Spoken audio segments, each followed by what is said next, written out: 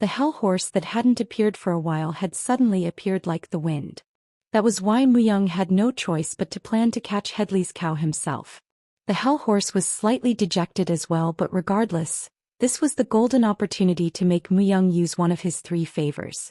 Muyang didn't have the time to think about it any longer. Kill it, he specifically told him, as there was a huge difference between capturing it and killing it. The hell horse snorted out loud and breathed out violently. As if trying to convince Muyang to trust it, it showcased its confidence by shaking its horn left and right. Muyang pulled out anguish that was pierced in Headley's cow and slowly jumped off. Then a few thousand specters appeared and formed a cloud below him to reduce his falling speed. Muyang looked up to the sky after landing on the ground. You must succeed. Muyang clenched his teeth. If he failed here, he needed to make significant changes to his plans. However, the hell horse was still very composed, as if it was out for a picnic. It slowly came to Headley's cow's side and, as if teasing it, ran around Headley's cows in a circle, slowly changing the direction Headley's cow was flying towards. Push! Black lightning struck down onto the hell horse's horn. The horn started to shine and a black barrier formed around it. Headley's cow was confined inside the barrier. The phoenix couldn't even flap its wing with ease. As if gravity had become stronger, its speed sharply fell and dropped towards the ground. Nay. At the same time, a massive amount of magic was beginning to form on top of the hell horse's horn. A black sphere was created and lightning continued to strike it. Zip. Zop. The enormous integration of strength was enough to make those who watched shudder. As the hell horse shook its horn again, the sphere became bigger to about 1 m in diameter and quickly flew towards Headley's cow. Claywayosh. An incredible explosion sounded in the air, and at the same time the darkness swallowed Headley's cow. The moment the sphere touched Headley's cow, the sphere darkened the area a few hundred meters all around it. Muyang lifted his hand to protect his face. The wind created from the explosion passed by, wiping out the surrounding trees. However, he didn't stop observing the direction the phoenix was at. Afterwards, Headley's cow slowly dropped to the ground. The durability of phoenix was so unbelievably high, it was able to protect its body even from an explosion this big. However, the flame around its entire body was greatly weakened. It used too much strength to protect itself. It seemed like the hell horse was also quite surprised, as if it didn't expect the phoenix to survive the attack. However, it didn't attack any further. Instead, the hell horse looked at Muyang. You're saying it's a service? Muyang couldn't help but chuckle out loud. I will let you end its life. In return, you can't change your mind. The hell horse's eyes seemed to express these words. And for Muyang, it was an advantage for him to end the phoenix's life himself. Originally, he told the hell horse to kill it, but if he thought of the achievement and the reward, this was more advantageous. Muyang moved as he tightly held anguish. He walked towards where the phoenix had landed and he looked at the scene for a moment. An enormous bird was breathing heavily as it was lying on the ground. It cried pitifully and looked at him, hoping for sympathy, but Muyang's expression was the same. Swoosh. He lifted anguish and aimed directly at the neck of the phoenix. It's the end. Swoosh. The head the size of an arm was cut off. Then the flames that covered its entire body was died down. He couldn't feel any signs of life from it. Muyang sliced its body and took out the heart covered in flames. The heart of a phoenix. Shortly, the Eye of the Sky skill activated and it told Muyang detailed information about it. Heart of the Phoenix. The heart that gives the phoenix, a monster recognized as a mirage, infinite power. It is said that its heart is covered in holy flames and will not allow any foreign substances to enter it. You could even say that the rarity and the quality of the material are top class and equipment made from it wouldn't be any lower than master rank. Asterisk, if you consume it, your intelligence and wisdom will drastically increase. Resistance to fire will also drastically increase. If the word drastically was added, normally it meant it would increase by 10-20. There was a way to consume it, but Muyang inwardly shook his head. From the beginning, he was planning on making an equipment using the heart of the phoenix. Muyang placed the heart inside his infinite pouch. The body of the phoenix that had lost its heart wasn't really useful.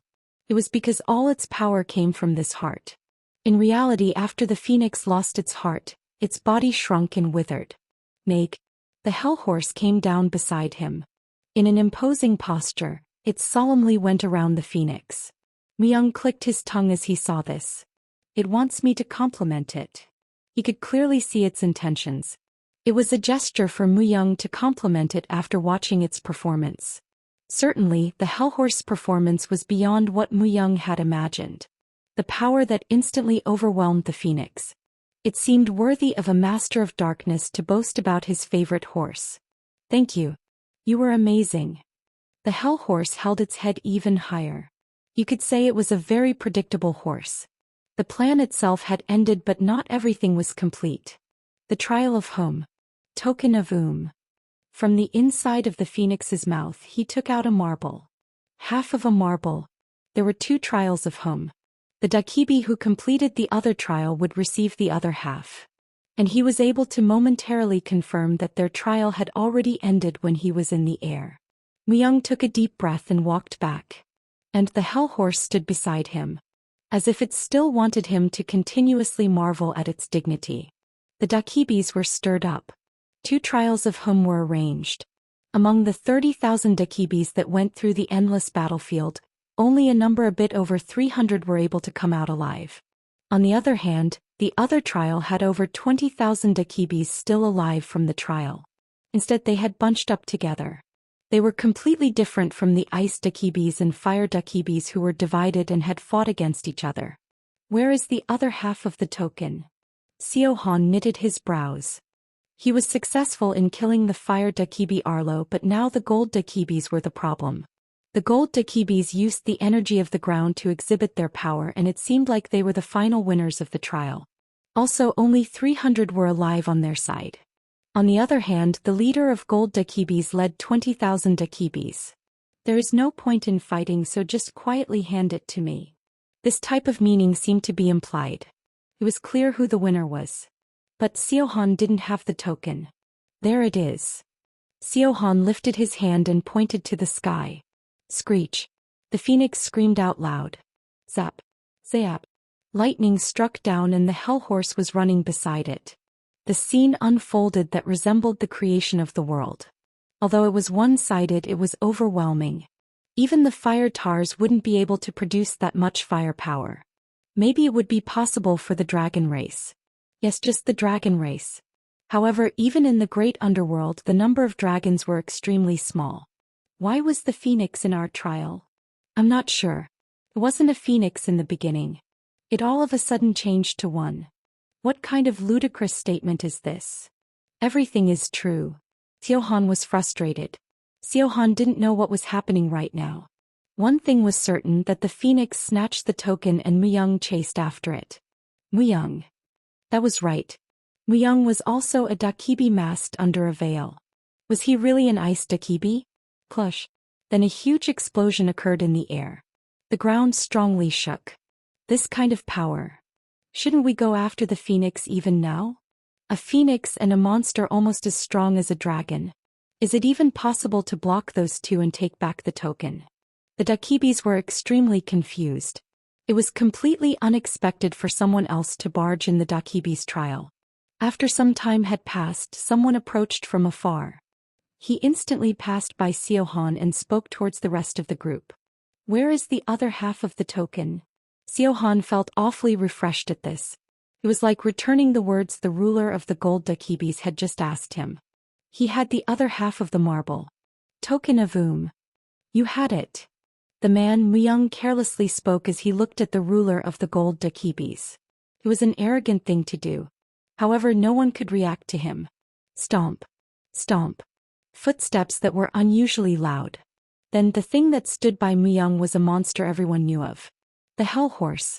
He still had his head straight up as it approached Myung and stood by him. No way, the one who tamed the monster? An alarm rang inside Seohan's head. The Hellhorse as strong as a dragon. And most dragons were holy and were so prideful that they would normally live alone. Not even demon kings or demon gods were able to tame them easily. But he was able to tame a monster comparable to dragons? Seohan wasn't the only one who was surprised. Siohan was only a bit less surprised than others as he knew a bit about Muyang beforehand, or else he would have been completely surprised like the other Dakibis. His assumptions were correct. Give it to me. Muyang quietly stretched his hand.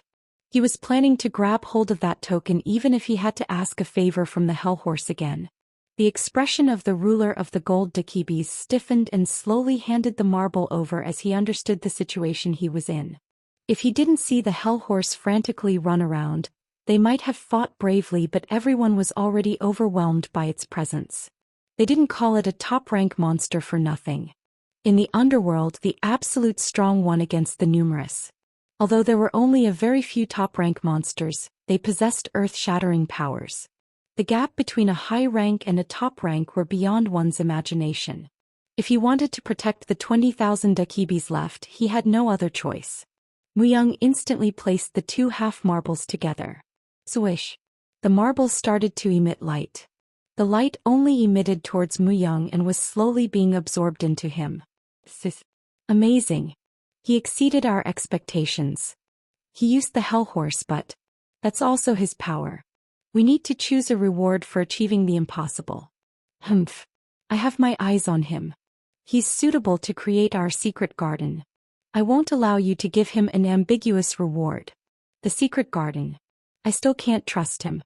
There are many with abilities like him. What should we give him? Who will step forth? I will. I think he has the qualification to take over my will. Kingslayer? Didn't you already step forth before? Above all, doesn't he already have a class? There's still a lot of spots left in his soul. Seems like he can have 2 or 3 more. If you are planning on raising him, you have to think carefully of the combination.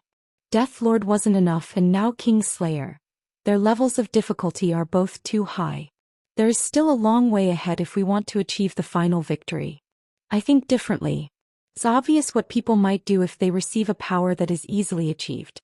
We need someone who will keep going without rest for a long time. Seemed like everyone agreed about that part. If he walked the difficult and troublesome road, he would gain that much strength and experience. And the fruits he would reap when he reached close to the end of the road would be great. Afterwards, the Masters of Darkness finished their evaluation. 8 approved and 3 declined. As they completed their decision, the surrounding was stained with darkness. It meant that the meeting had concluded. Now all that was left was his decision. Muyang knitted his eyebrows. The Masters of Darkness. The Guardians of the Law made up of a total of 11 people. Previously he was able to hear about their existence through Merlin when he was at the Blue Temple. And when Death Lord chose Muyang, he was able to feel his great presence. Through him, Muyang was able to gain a more advanced necromancer-type class. This time it's Kingslayer. However, all he knew was the name. He would only check what kind of class it was after he accepts it. Of course it was the same for Kingslayer. Or class. From the name he presumed it had something to do with kings. There is a difference this time. Muyang quietly laughed. Death Lord was a class he was basically forced to get. He received it without being able to dispute the decision. On the other hand, this time they were waiting for Muyang's reply. In the past he even gave Muyang his Hell Horse as a present. Was there a difference in personality between the 2 Masters of Darkness? After experiencing the Death Lord class, there is a definite advantage to receiving Lord classes. Could be worth even adjusting his original plans. He was planning on obtaining secret classes to strike a balance, but even if they were similar classes, he could dare say that Lord classes were the best. Even for the Death Lord class, it was on a different level compared necromancers and corpse sorcerers. That meant it would be the same for the Kingslayer class. I will accept. Muyang made his decision. Whatever it was, as long as it was beneficial, it would produce great effects. He saw it as a truly worthwhile challenge if it was like this. Afterwards, messages slowly appeared in front of his eyes. At the same time, his vision flipped and a man reflected in his eyes. The Motto era where magicians dominated and knights died. The man was a genuine knight. He was able to reach the pinnacle of his swordsmanship by honing it through his own experience. While everyone got on tanks to participate in the battlefield, the man trusted in only his sword and slashed at necks of his enemies. The last imperial knight of the empire. Not even the magicians who could use supernatural powers were his match. He surpassed human limits and had finally grasped the pinnacle of power a human could possess. Then the emperor drove him towards a dangerous battlefield. A Spawn battle? The extermination of the gold dragon, Alexia? He completed them all by himself. He's not human. How can a human perform all these things by himself? People joked about him. That he wasn't a human. However, those words weren't a joke to a few people. They felt their lives could be at risk and excluded the man they were also jealous of. Nonetheless, the man stood firm and completed his role, but countless misunderstandings and feelings of jealousy resulted in a catastrophe. The man wasn't a nuisance only to the emperor. All the kings in the world wanted him dead. High-rank magicians were gathered and huge tanks surrounded him. Majesty, why would you start something like this? You are too strong. Too dangerous. To accomplish great deeds with the strength of a human. In all honesty, I never thought you two could complete them. Are you saying you truly don't believe in my loyalty? If you truly want to be loyal, kill yourself here. The man wailed loudly. He continuously partook in battles that were deemed impossible and brought back victory even while injuring himself. All because they were orders of the emperor. However, this wasn't right. His malice, their dark emotions, contaminated the man. All right. If you want me to become a devil, then I will gladly do it. That moment, the man shed himself of his human nature. Evil, he became evil itself and assassinated all the kings who took part in trying to kill him. Afterwards, he wanted to make the world free from ostracism, but everyone became filled with delusions and suspicions. People could no longer trust each other and were walking towards destruction. In the end, when the world was on the brink of ruin, the man walked the wastelands alone. The man was tired. I have failed. Then he slowly lifted his head and looked at Muyang. He clearly spoke towards Muyang's direction. Can you handle this strength? Everyone will exclude you. Everyone will want you dead. Will you be able to overcome that? Lastly, he spoke with his fists tightly clenched. Will you not fail? What could be defined as a failure? He was probably asking if he could accept all these trials. Muyang replied. I'm not you. However, as if that didn't seem enough, he added a few words. I will not be beaten. He killed countless heroes.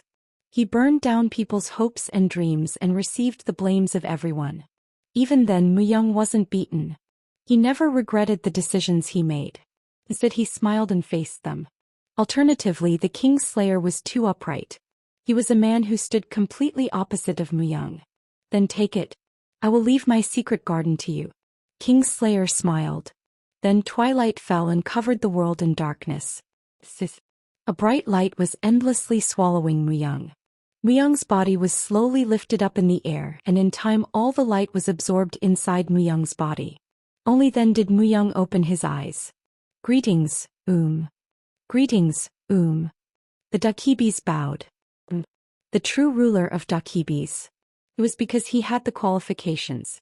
However, all the Dakibis were in a state of confusion.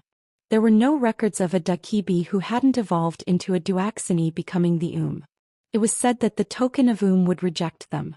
But without any rejection and as if it wanted Muyang, it acknowledged him. Since the token had acknowledged him, the Dakibis simply followed. Muyang looked around.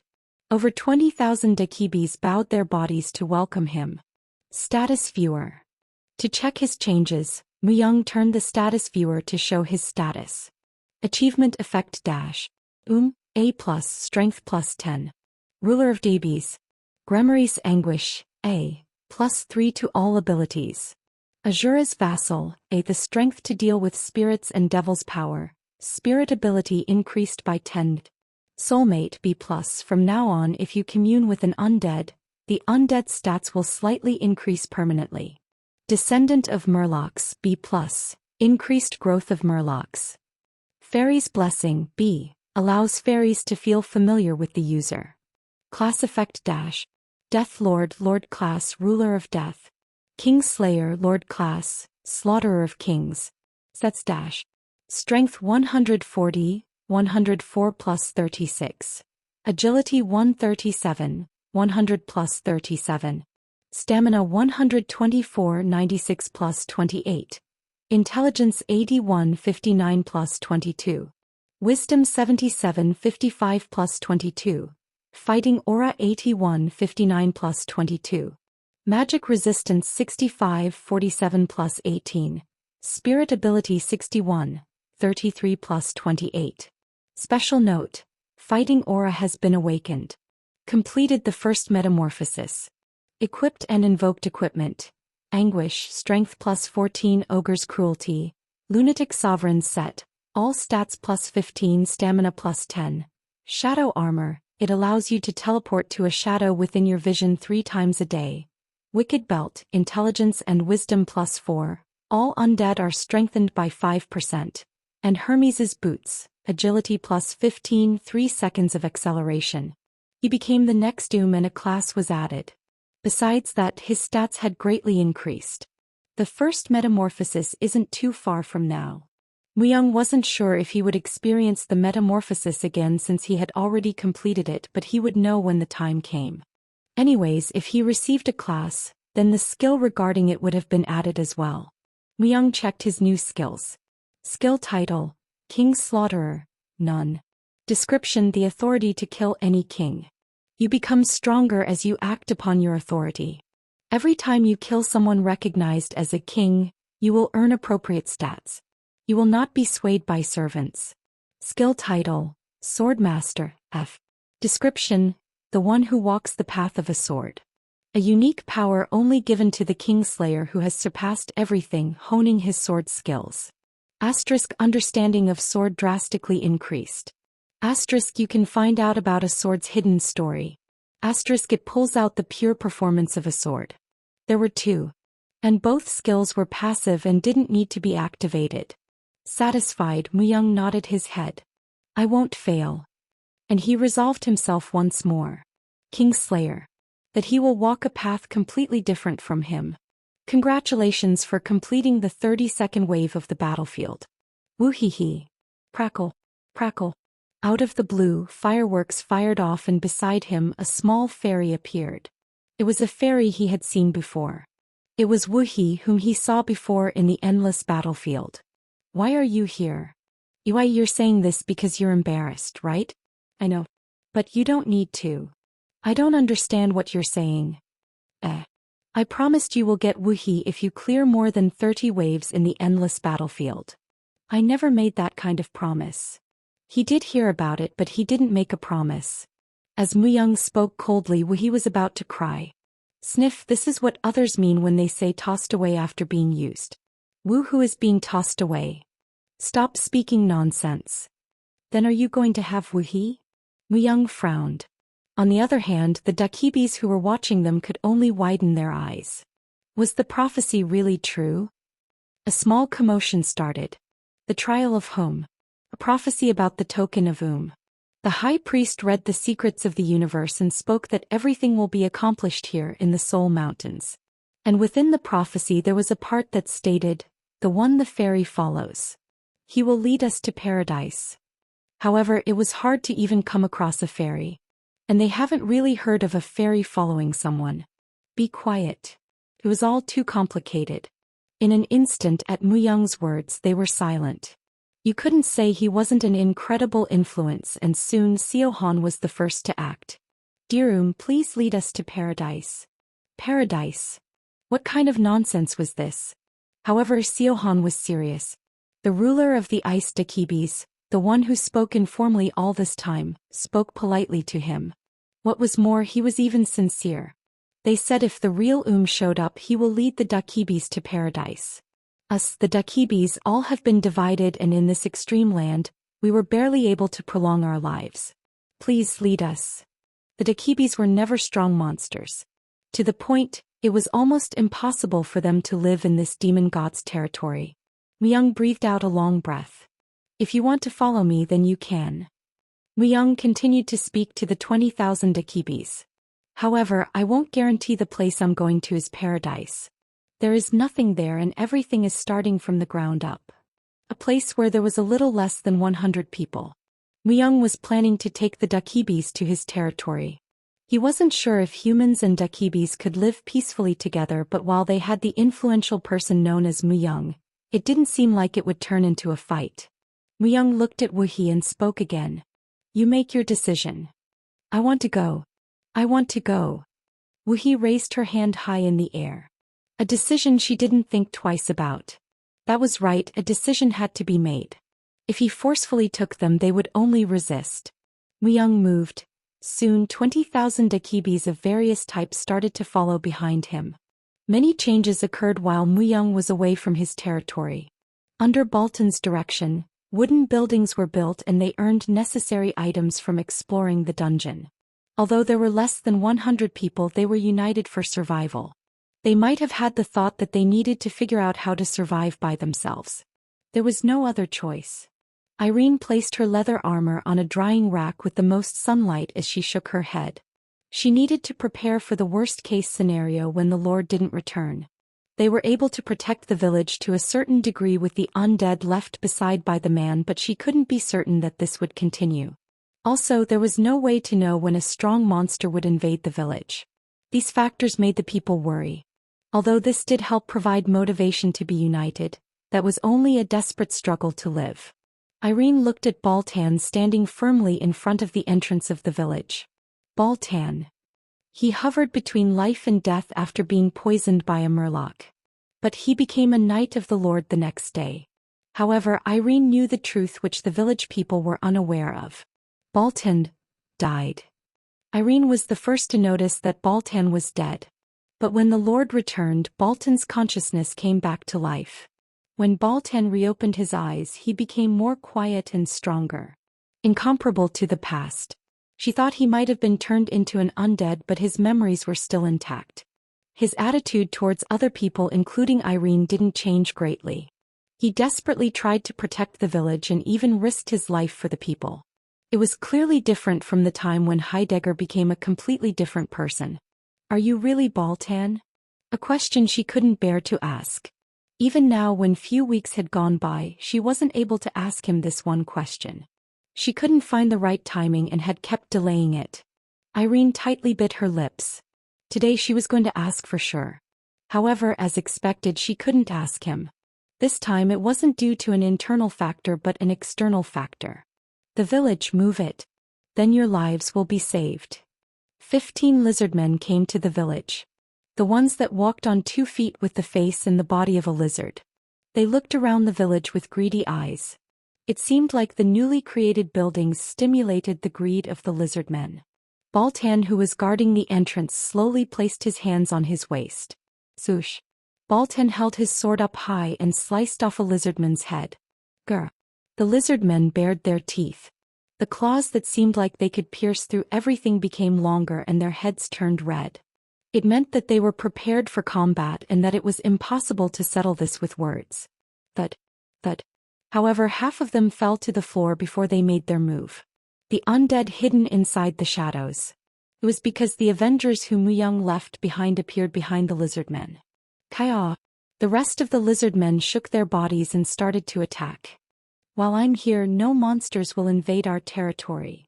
Baltan and the undead fought against the lizardmen as if they were a single entity. The guardian of the territory, Baltan.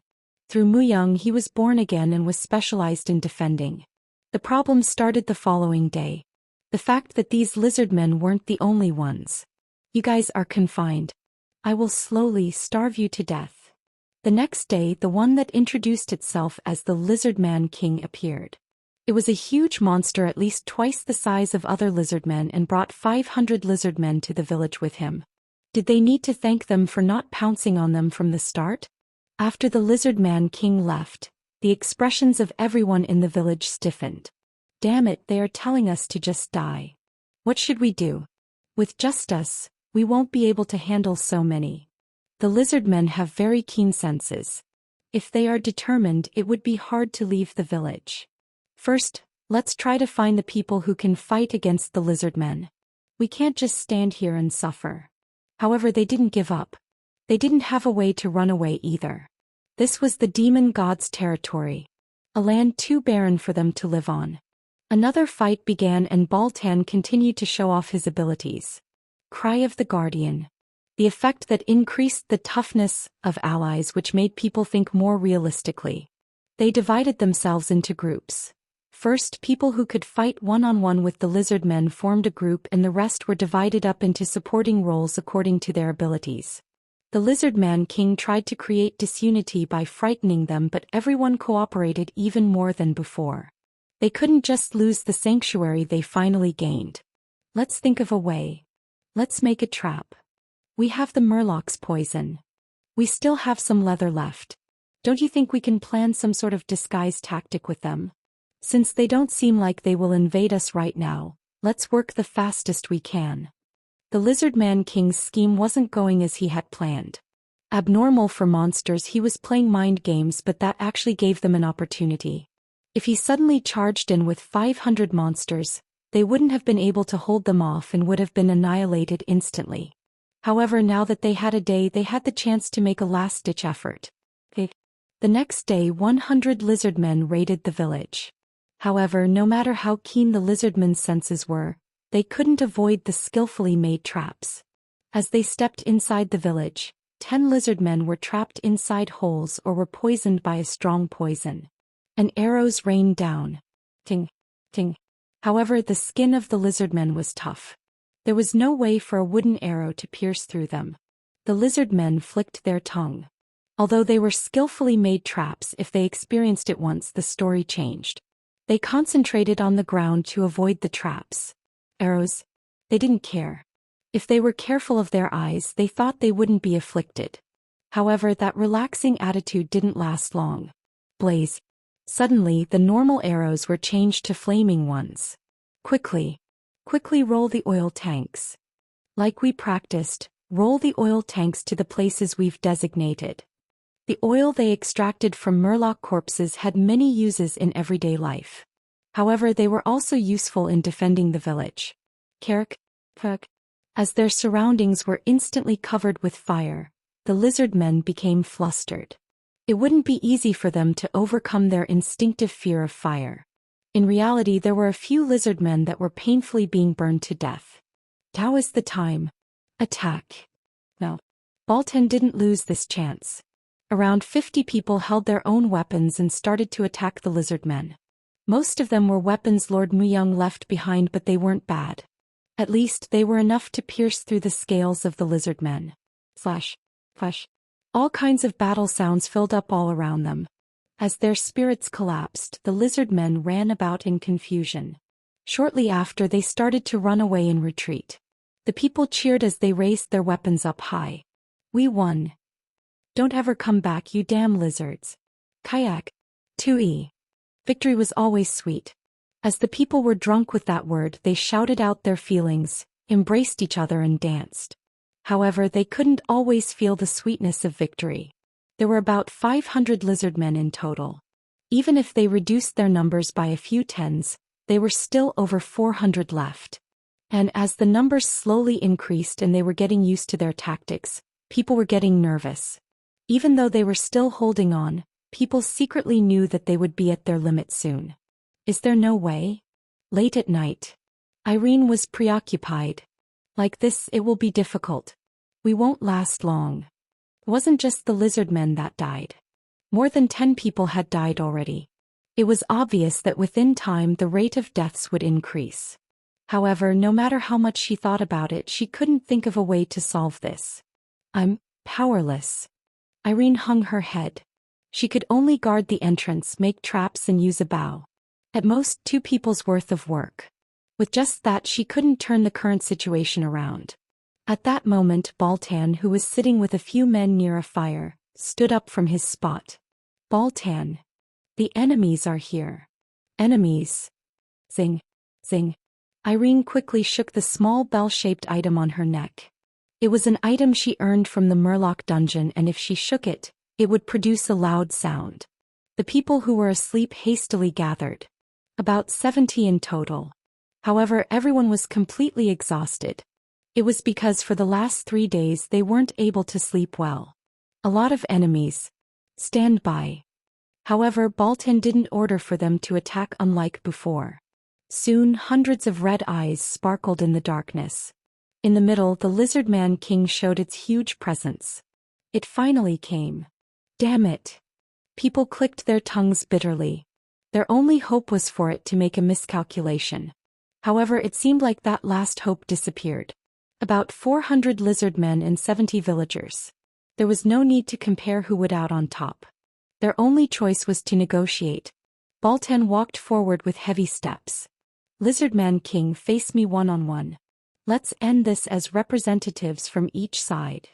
This was their only option. For Baltan and the Lizardman King to fight. Of course, the probability was very small. Baltan could hold him off for a long time as his stamina was high, but it wouldn't lead him to victory. No. Thump. However, it even refused to talk. The Lizardman King lifted its tail and smacked Baltan. Baltan's body lifted up into the air and crashed down near them. Baltan. Irene went to look after Baltan, but he raised his hand and stood up from his spot. She could feel his will to protect the people in the village until the end. Irene burst out into tears as she watched him. Baltan, it's too difficult. From the start, this was a fight we couldn't win. They were a bit stronger. This was also something that had occurred because they weren't strong. If they had strength, the lizard men wouldn't have been able to threaten them. For survival, they combined their strength, but this was their limit. To be honest, you could say they were amazing to hold them back for this long. But Baltan shook his head. No, we can win. What do you mean we can win? How?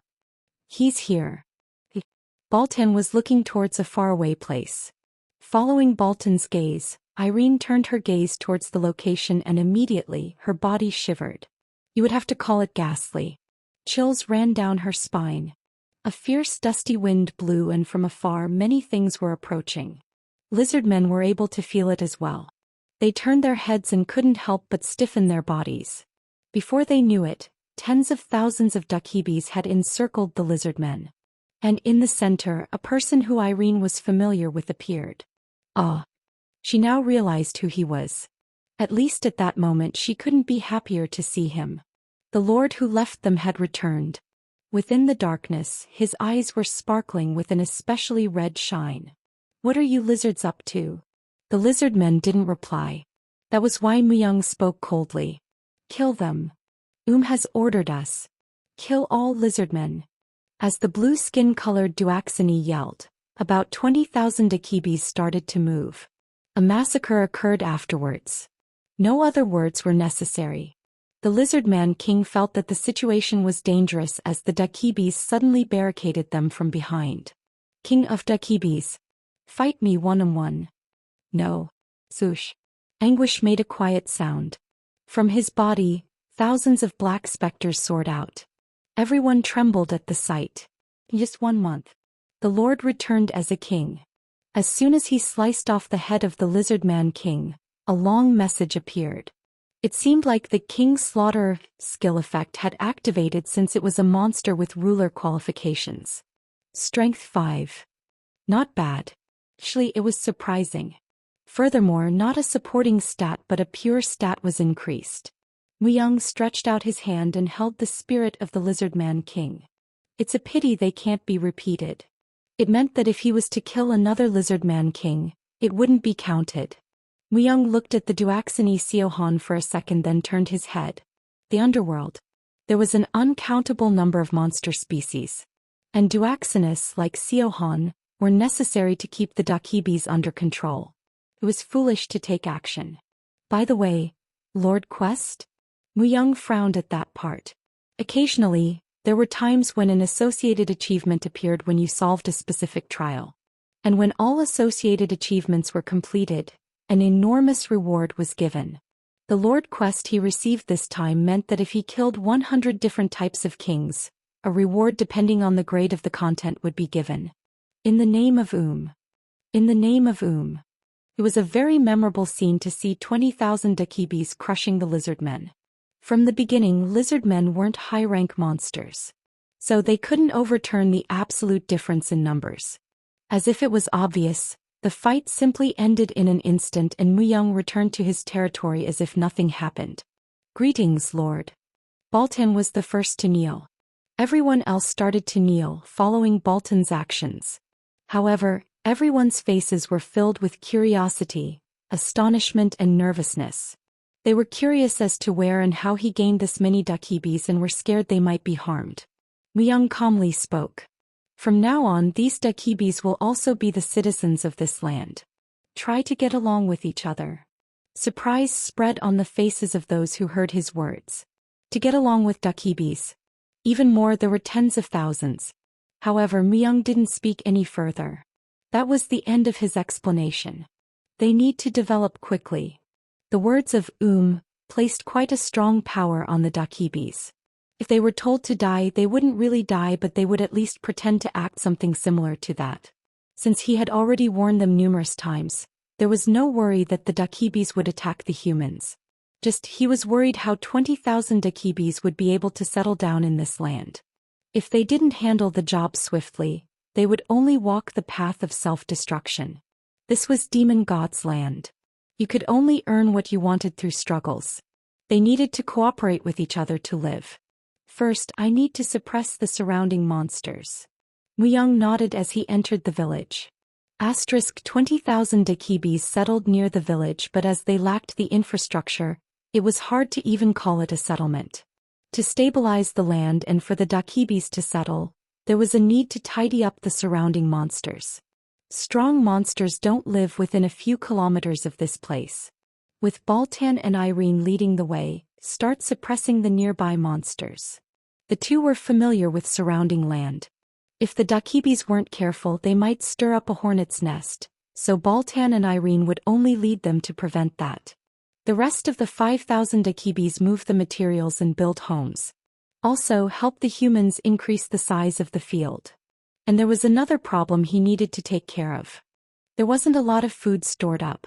They could make it work temporarily by hunting, but there was a limit to that. Heidegger had cultivated a small field to produce crops, but Muyang was planning to increase the size to prepare for the future. It would take some time, but since he had already decided, he was planning on setting up proper foundations. Following Muyang's orders, 20,000 Dakibis moved busily. The people who were hesitant at first started to help the Dakibis and were adapting to the new situation. And not long after. Once the Dakibis had completely adjusted with the village, it resulted in a steep increase in his rank. Muyang rubbed his chin. Lord points. Lords were able to use these points and exchange them for all sorts of things. Compared to them, he was still lacking, but it seemed like he could continue to receive the points since there were many areas that still needed to be developed. Depending on how the Lord uses their points, the structure of their territory changes. However, he needed to use the Lord points carefully. Besides building castles and buildings, there were a lot more uses for the points. For example, hiring guardians to protect the territory, establishing knights, purchasing a marble of territory, etc. It could also be used to get the most important shrine. There were few different types of shrines, and depending on the god they worshipped, the content also changed. However, when they set up a shrine, believers would also appear. From what he knew, a blessing would also be given to the territory and the invasions of monsters would decrease. To get a shrine, I need at least 2,000 points. He slightly clicked his tongue.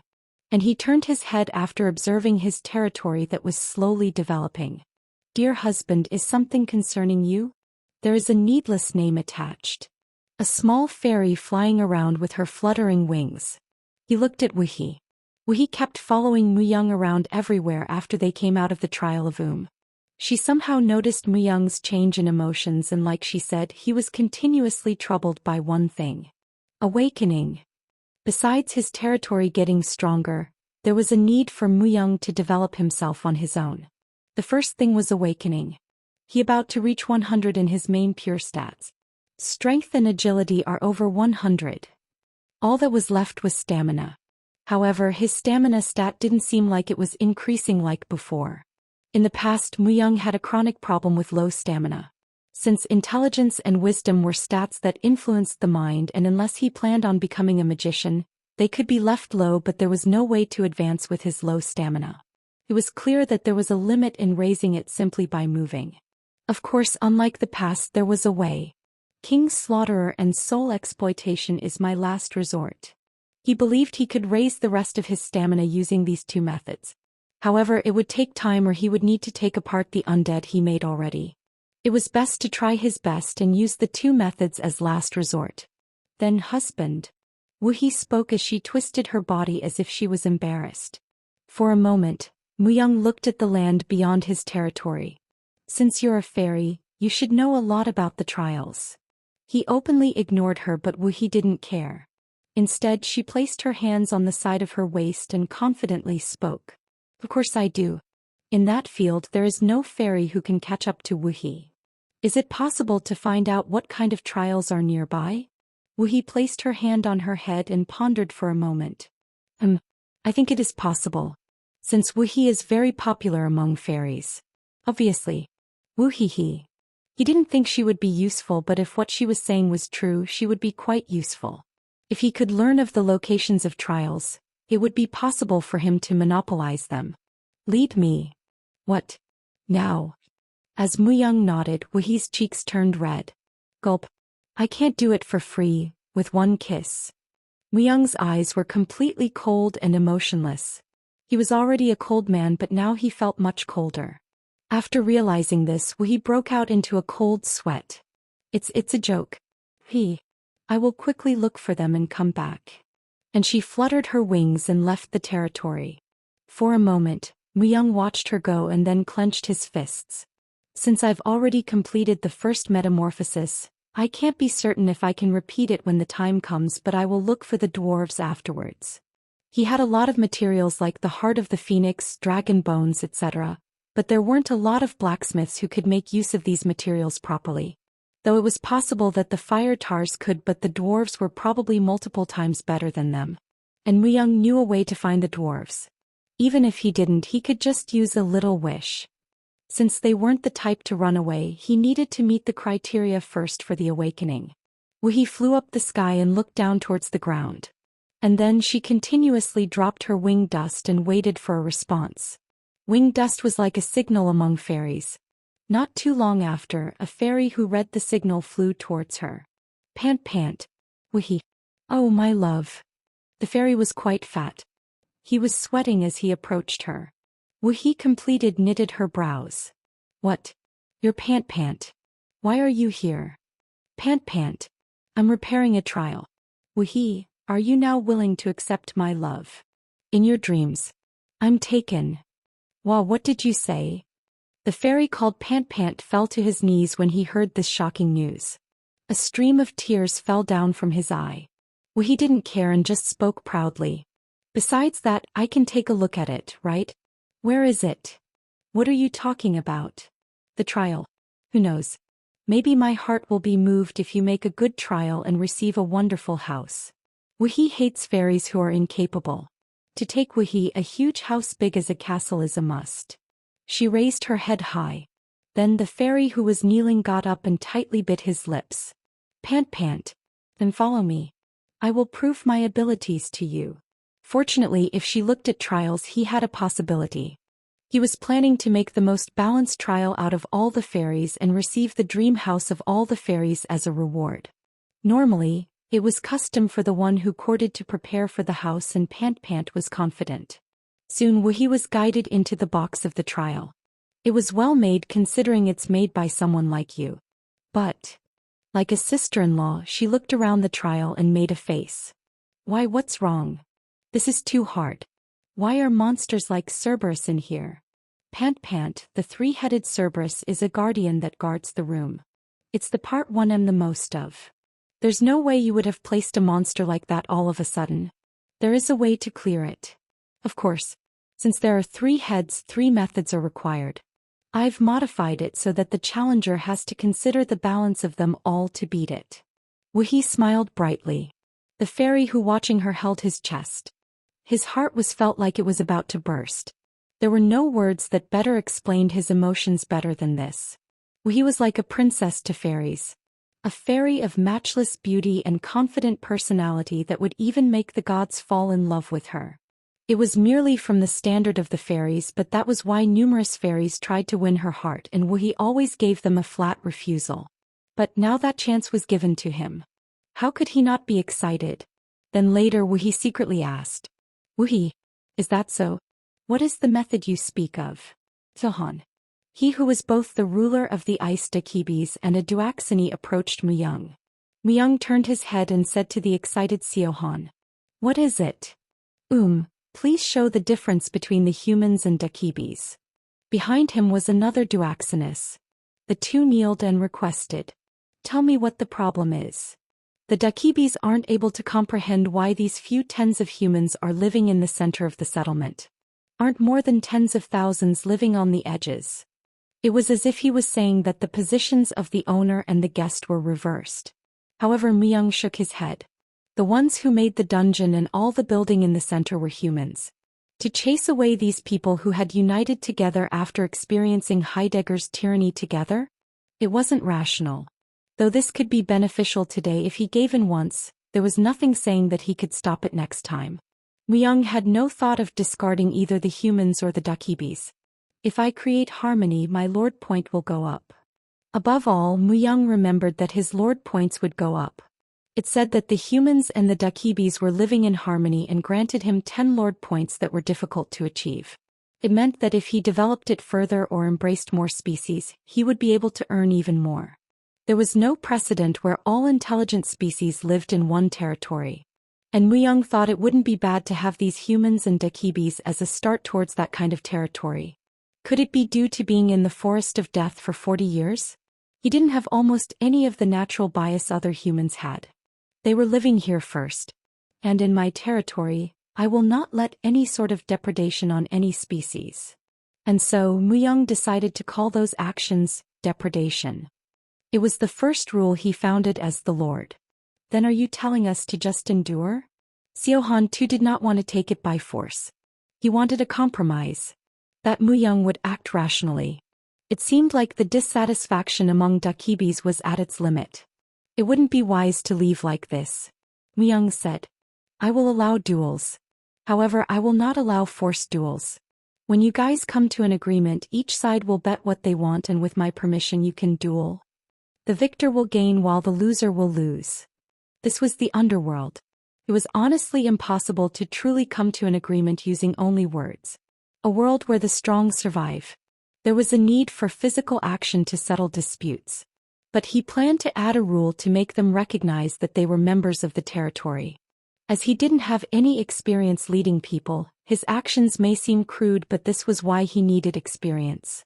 Myung decided that he would first face the problems head-on.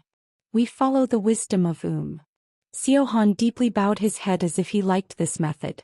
Including him, a few Dakibis had the warrior blood flowing through them. There was no way they didn't know the sacredness of a duel. It will start after a month, once the territory has become secure. Myung sternly emphasized this point. With this 1 month, he would be able to pacify the Dakibis' dissatisfaction briefly and give the humans time to get stronger. There definitely was a gap between the Dakibis and humans. This time would be used to close that gap. Baltan is probably good. Baltan was the only undead that could grow. He would also become stronger during defensive battles. There were various ways you could interpret defensive battles. This duel was also something he needed to defend. And it was possible for him to grow stronger to do so. With a bit of Myung's help, it could actually become an equal fight. Myung sent Baltan into Merduden's dungeon. When he explained the situation, he replied, "If it's for the citizens, I will," and entered the dungeon without hesitation. It seemed that Baltan understood that if they lost this battle, humans would have no place to stand. As humans were a minority and Dakibis were the majority. And another day had passed before Wuhi returned. Wuhi has brought you incredible news." She flapped her wings as she whirled around Myung. It looked like she was extremely happy.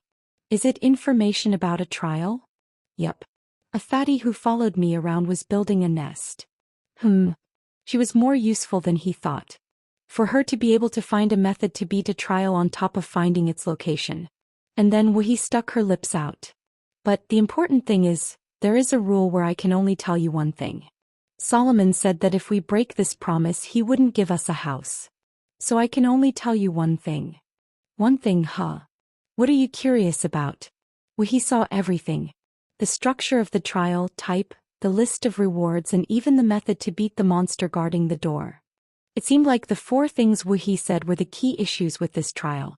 and that she judged that picking one of these four would give him the most advantage. On the other hand, looking at how she didn't mention the location of the trial, it seemed like her guiding him wasn't a problem. Trials make me stronger. Myung made a decision. There was a limit to only hunting. However, every time Myung passed a trial he would get stronger.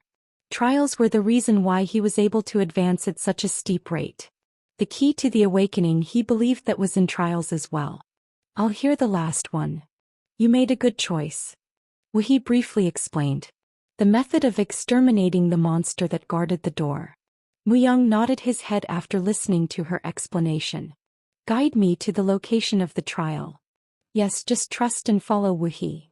When Woo-hee stuck out her lips, Myung raised his finger and blocked her. It was a cave that led underground. As he slowly descended he saw the box of the trial at the bottom. Looking at the 3 tall door, Myung nodded his head. This is it. From here Woo-hee isn't able to go in. Woo-hee has to remain a spectator of the trial. If I personally give support then the lightning will fall on my head. Woo-hee drooped her head with regret. However, Myung didn't care. He had already received important information about the trial, including its location. It would be pressing his luck if he asked for any more. Woo-hee's existence was similar to that of a master key. However, the master key was only able to open the door. To go in and achieve his goals was solely up to Myung. Be careful. However, this trial will be of significant help to dear husband. Okay.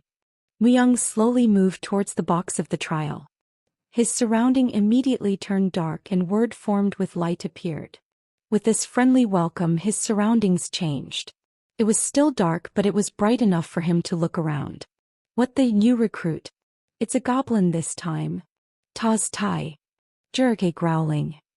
All sorts of different monsters were crammed inside a small room. Goblins, orcs, trolls, a devil with a brand, and even humans. Myung lowered his gaze.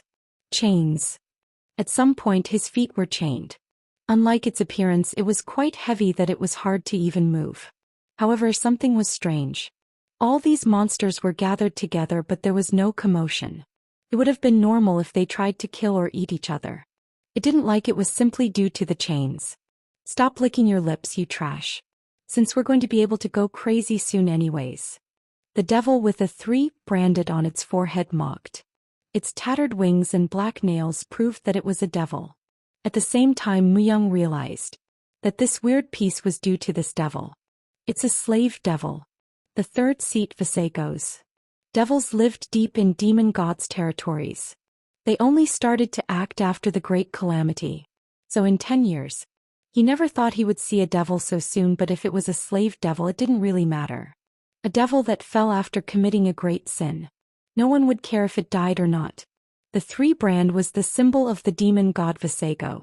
It seemed like it was originally a devil that served Visago. Of course, there were more than 10 million devils that served Visago. It meant that is just one of many. He rid his mind of useless thoughts and with scraping sounds, moved his feet. Why is a person here? He approached a man and asked. And the man filled with fear trembled his body. That is, I found the box of the trial while exploring. His face was that of a person who didn't know why he was here. However, Myung was able to understand after listening to his words that there wasn't only one entrance to this trial. Anyways, I'm not tasty. I am so thin that there isn't anything to eat. There is no excitement in eating you. That's right. The man sighed as if he was relieved. After some time had passed, as if his lips were itchy, the man started to mumble to himself. I thought I would die in this crowd of monsters. Everyone wanted to eat me. If it wasn't for that devil I would have already died. Sigh. Did he relax? This situation really made one frightened, but for him to drop his guard in an instant and approach him in a friendly manner was unexpected. Myung asked a few things he was curious about. Did you come here alone? No. Including me, 7 people entered. Like you see, we seem to have been split. There could even be more humans besides them. However, Myung had never heard of the underground arena. It meant it wasn't a well-known place, and if it wasn't for Woo-hee, he would have passed it without knowing. Like, the steel bars that blocked the room slowly started to open. At the same time the slave devil said, Trash, fight hard. It's still useless, but it's much better to die fighting here than being eaten by the Cerberus. Swish. Like. The door opened. Prick. Thud. The first thing he saw was an ogre. He stood in the center swinging a huge club, as if provoking them. However, the ogre didn't last long. As countless monsters poured in, it became chaotic. Active, small gust, active. A bit faster. Whoosh. Rough winds blew beside Muyang. The gust flung an approaching orc into the air. When Muyang turned his head, the man was holding a cane as he smiled shamefully. Let's cooperate. Even though we aren't the same species, I believe we are of the same mind. Are you a soul language sorcerer? One who creates and activates commands. A soul language sorcerer. Well, something like that. Besides that, what is your name? Mine's Bug. Muyang. Your name is quite unusual. Though my name's the same. Bug roared with laughter. He looked to be in his mid-30s. Bug. Muyang tilted his head. He seemed to have heard of a similar name. But there was no one famous who had that name. Anyways, it looks like we can just stay put. It seems like it'll end with those bastards fighting each other. The fight among monsters was intense. Like he said, it looked like they would survive just by standing still. There was no need to display their existence. Bug let out a sigh. I don't see my comrades. Ah damn, just where are they? Swish. Muyang unsheathed anguish. It was good to spectate, but he wouldn't earn much just by spectating. To understand and comprehend the trial, it was best to just fight first. When Muyang entered into the chaos, Bug grabbed his forehead. Oh my, what to do? If he ends up facing the devil, he's doomed. The slave devil was still a devil. He was stronger than most monsters. On top of that, that slave devil didn't seem like a normal devil. Muyang didn't care as he wielded anguish. Though the dakibi was quite unusual, it was still a dakibi. In Bug's perspective, it looked rash. Bug touched his cane before widening his eyes. What the? Is that really a dakibi? They were unfounded worries. There was no need for him to worry. Fush. Blood splattered as the blade danced. Unlike what Bug expected, Muyang was like a fish in water as he whisked around the battlefield. Underground arena. In the first battle, 800 monsters fought against each other with only half surviving. This meant that fights would constantly break out, and Muyang knew the method for winning. Show 70% and hide the 30. The main point of this was to make 70% look like it was his full strength. It was important to make his opponents not complete disregard him and also think that, if they fought, he would win. It was Muyang's secret from becoming the final survivor of the assassin lessons. If it is that strong, it would have held quite a high position in the devil's army. Muyang looked at the surrounding monsters. Only a few monsters were truly strong. Especially the slave devil, its fighting power was greater than he had imagined. The black nails ripped monsters apart. Even the thick skins of ogres were of no use. They ripped apart like tofu the moment they touched. The third seat, Visago. Although there were countless devils that served him, but with that much power, it had to be at least a mid-rank devil. Not all devils were strong. That was why the stronger the devil, the more likely it was for them to be exempted from the sins they had committed. There was no way for Muyang to find out what it did wrong to be thrown into an underground arena like this. It seems best to not run into it for now. In an arena, there was always a chance that they would fight. For that possibility, Muyang didn't show off his true skills. Only he was successful in giving off the impression that he was someone they shouldn't annoy, to the point others couldn't disregard him. Monsters only reasoned with their strength. You would be attacked if you looked weak. Save me, Jerry. An orc cried out loud. Smash. However, Muyang swung anguish and smashed its head. With a cynical smile and a sword that even absorbed the blood vomiting out of its mouth, Muyang could only be called a monster. It was a perfect act to show others. The weak monsters avoided him on their own. The strong ones couldn't easily approach him. Active screen active. A bit stronger. Eak sheet. On the other hand, Bug, who was spectating from afar, had no choice but to move his cane frantically. Avoiding the strong, including Muyang, the weak monsters all went to Bug. Reasoning with strength. It was the difference between those who figured it out and those who didn't. Instead, standing still invited the attacks of other monsters. Haha, damn it. Do I really look that weak to you, you fuckers? Bug yelled out loud after finishing off about 20 monsters by himself. At that moment, the fight ended. Like, the huge steel door in the middle of the arena opened and from there huge armors appeared. Living armor. Muyang instantly realized what those armors were. Specters in empty armor. They were high-rank magical equipment that possessed souls. Stop fighting and follow us. About 20 armors stopped the fight. They quickly controlled the adrenaline-filled monsters. The red-eyed slave devil that was devouring a monster's flesh meekly stopped as the living armors appeared. It seems like it has lots of experience with arenas. There was nothing bad in following the experienced. Muyang shook anguish before sheathing it on his waist. Afterwards, as they moved towards the location the living armors appeared, extremely loud shouts could be heard. Wheat. Wheat. The ones that entered this time don't seem to have much guts. Fight. Kill. Behind the arena there seemed to be another arena. However, the size was incomparable.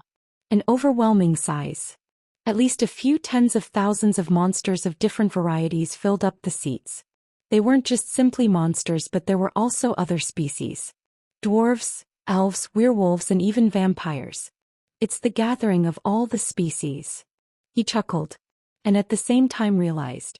These are the ones unable to escape the trial. It was impossible for so many different species to be gathered in one place. However, it was possible if they were forced to stay in this underground arena. That meant, if I don't satisfy the condition, I can't leave. And that condition seemed to be quite a particular one. As if it wasn't, there was no way this many would still remain here. When the slave devil showed up last, the crowd became even rowdier. Tenacious Olonus. Not the civilian slaughterer Olonus? How many times is this? Get lost. I'm sick of looking at your face. Numerous of species jeered at it. As Muyang expected, the slave devil Olonus seemed to be experienced and participated in these types of arenas quite a few times. However, Olonus completely ignored their jeers. It quietly moved and left the arena. Afterwards, red arrows appeared in front of his eyes. Muyang nodded his head and started to move. The room was shabby. It was so small that you could touch the walls if you stretched out your legs, and smell of piss emanated from everywhere. Gak, I'd rather sleep outside. Quack. As if the rooms were assigned according to their body sizes, his surroundings were filled with screams. However, Muyang lied down quite comfortably. It's comfortable. It was good that he could at least spread his legs. While attempting to assassinate a target, he sometimes had to spend time in a much more cramped place for months. The fact that he could spread his legs were good enough that Muyang thought it was very comfortable. On the other hand, monsters were creatures that roamed the vast plains. Of course, they wouldn't be satisfied with a cramped room. It's said that it would notify us automatically when an opponent is decided. That meant that before that time it was free time. Muyang momentarily caught his breath and then stood up from his spot. On the end of the narrow path he found 4 signs. Each, and were written. Slave. For there to be slaves above everything else. Muyang walked towards the direction the sign directed him towards. Not long after, he arrived in a large room and he was able to witness numerous monsters locked up in cages with their hands and feet tied up. There were gnolls, orcs, wyverns, which were known as the kings of the sky, and even mermaid lamias. Though they weren't top-rank monsters, it was amazing nonetheless. As he entered the room, words appeared as if they were a warning. Quite a few monsters were looking at slaves or purchasing them, and the method of purchasing them was simple. If you pay the appropriate ons written on their cages, you can buy them as your slave. I chose this one. I was first. A troll and an orc war chief were fighting against each other. It wasn't odd to see a dispute occur with different types of species. Since there wasn't a restriction on the purchaser, there were times when they talked with their bodies than through words. It's forbidden to fight outside of battles. And whenever this happened, out of nowhere living armors appeared and attacked the two until they were beaten into pulps. Muyang rubbed his chin as he watched the unconscious troll and orc war chief being dragged to their rooms. All the economy is run by ons in this arena. Instead of feeling like a trial, it felt like someone had compressed a whole world. Myung looked around the whole place and before stopping. Dwarf. An old dwarf was locked up in a cage. The number 50,000 was written in front of the cage. Compared to other slaves, he was quite expensive. However, dwarves were very rare in nature. They did possess exquisite craftsmanship, so it was understandable. Myung slowly approached the cage the dwarf was in. The old dwarf didn't even look at him. Don't just loiter around and get lost. Do you know the Three Pickaxe Sack Alliance? Since it didn't seem like he could have a long conversation with it, he instantly went to the point. Three Pickaxe Sack Alliance. It was the name of an alliance made by few dwarf groups. They were hiding in the other side of the world, and if the dwarf in front of him was from that alliance, he was willing to help free it. It will make it easier for me to make equipment. Even if he found the Three Pickaxe Sack Alliance, whether they were willing to make Myung equipment was a different matter. He needed to move their hearts in order to use the heart of the phoenix and the dragon bones. However, dwarves were the type of creatures who always repaid debts. It seemed possible for them to accept a favor from Myung if he freed a dwarf from their alliance. That place, I don't know of it. Get lost. His body flinched. His response was also late. He knows. Myung went closer to the cage and quiet down.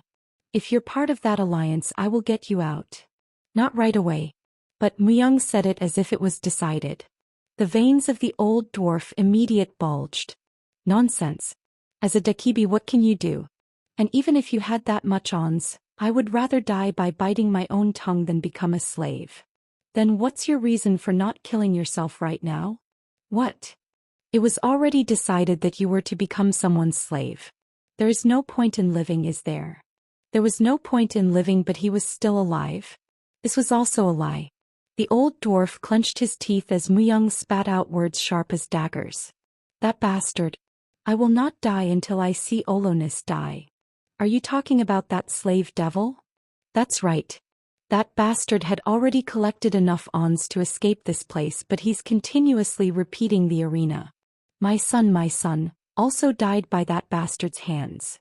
Thump, thump. The old dwarf smacked his head on the cage a few times. Blood dripped from his forehead and Myung could feel the madness in his eyes. You want to buy me and use me? Then kill that bastard. If you make that happen, I will even lick your asshole. It will be impossible though. The old dwarf mocked. Kikikik. Kahahaha. And he laughed strangely before breaking out into tears. He wasn't himself. He was certain he was crazy. He was certain as the specters in Azura Path were reacting to him. Olonis, huh? He was planning to not bump into that slave devil if he could. It was because, though he couldn't understand why a devil was in this type of arena, but from just watching it fight once, Myung was able to tell it was quite strong. It would be difficult right now. Wait for me. However, it wasn't impossible. Wuhi boasted how this place would be very helpful to Myung. If Wuhi, who was familiar with Myung's fighting abilities, said this, then it probably meant there were quite a few methods to increase his strength. If he found them and awakened, he felt it was enough to have a decent fight with Olonis. Myung turned his body. Proper fights started the next day. Myung warmed up before stepping onto the arena. A werewolf appeared on the other side soon after. By simply looking at the odds, most placed their bets on the werewolf. There were some who trusted in the beginner's luck and bet on Myung, but they were a small minority. Many matches are progressing at the same time. And there were many matches that were occurring besides Myung and the werewolf. Since there were so many, it seemed like they were happening at that same time. Anyways, Myung placed his remaining 500 ons on himself. He didn't think he would lose. He was just concerned about how he was going to win. Win after an intense fight. He needed to maintain this kind of betting level so that he could fight more advantageously. If he was to win overwhelmingly, the odds would obviously lower. If he wanted to make a clear profit with high odds, he obviously needed to show himself winning by a narrow margin. As the odds were dependent on who placed their ons on who. Just withdraw. I don't want to kill a beginner. The werewolf flat out disregarded Myung. Instead, Myung took out anguish. The werewolf clicked his tongue when it saw this. A Dakibi can't beat me. Myung smiled slightly at this remark. Normally, a Dakibi was unable to win against a werewolf. Normally. However, would the werewolf know? That Muyang was, the ruler of all the Dakibis. That he was an exception that lied outside the box. Last warning. Withdraw. You talk too much. Muyang moved first.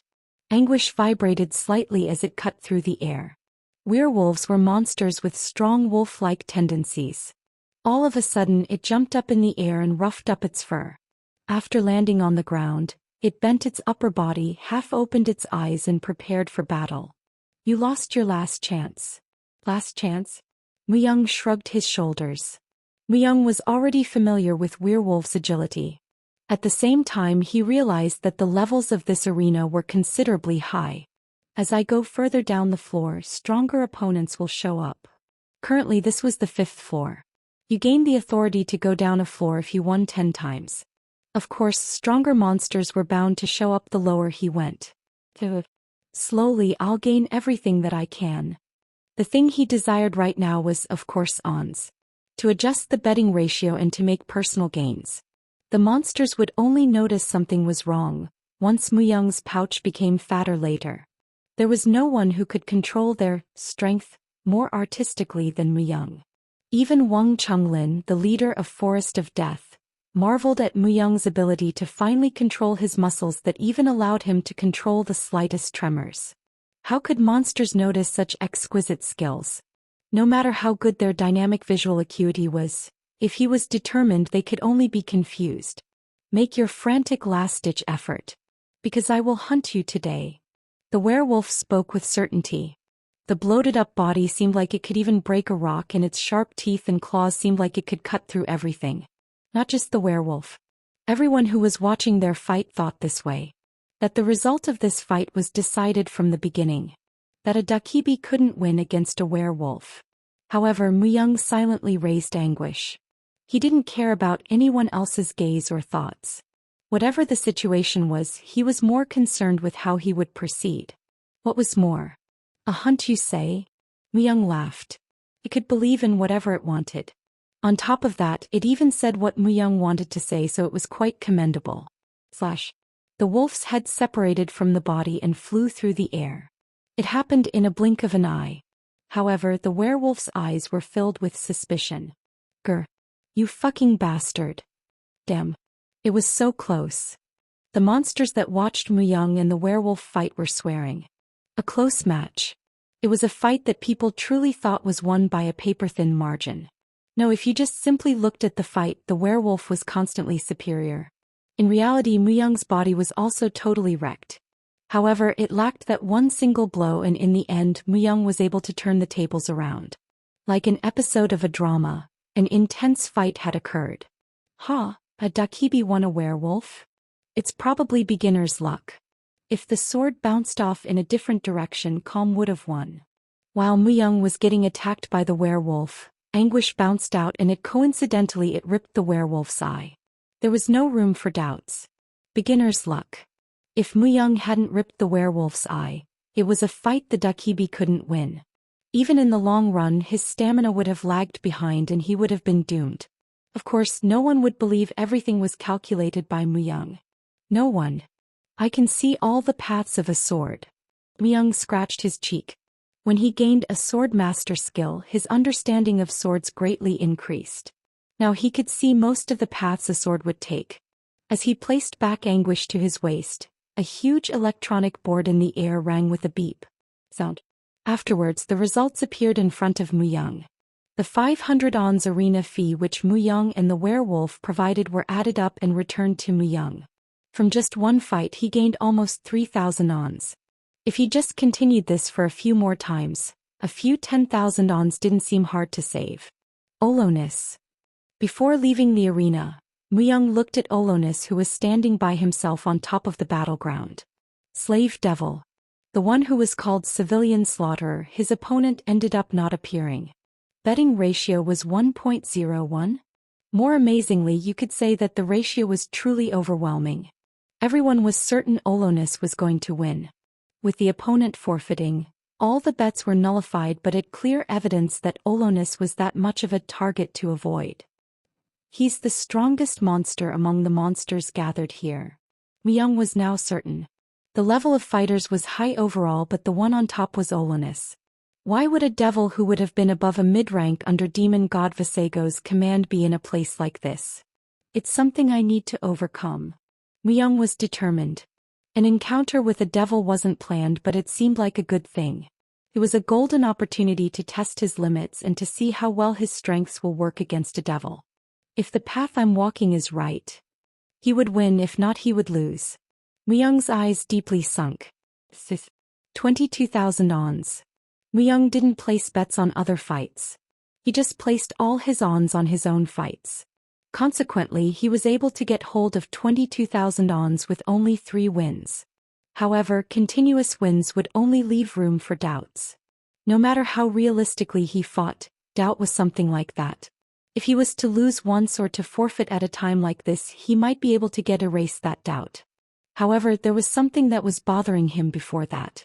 These types of trials always have the opportunity to place a record in Solomon's Hall of Fame. Solomon's Hall of Fame. If he was to increase the rankings, he would obviously get an appropriate reward.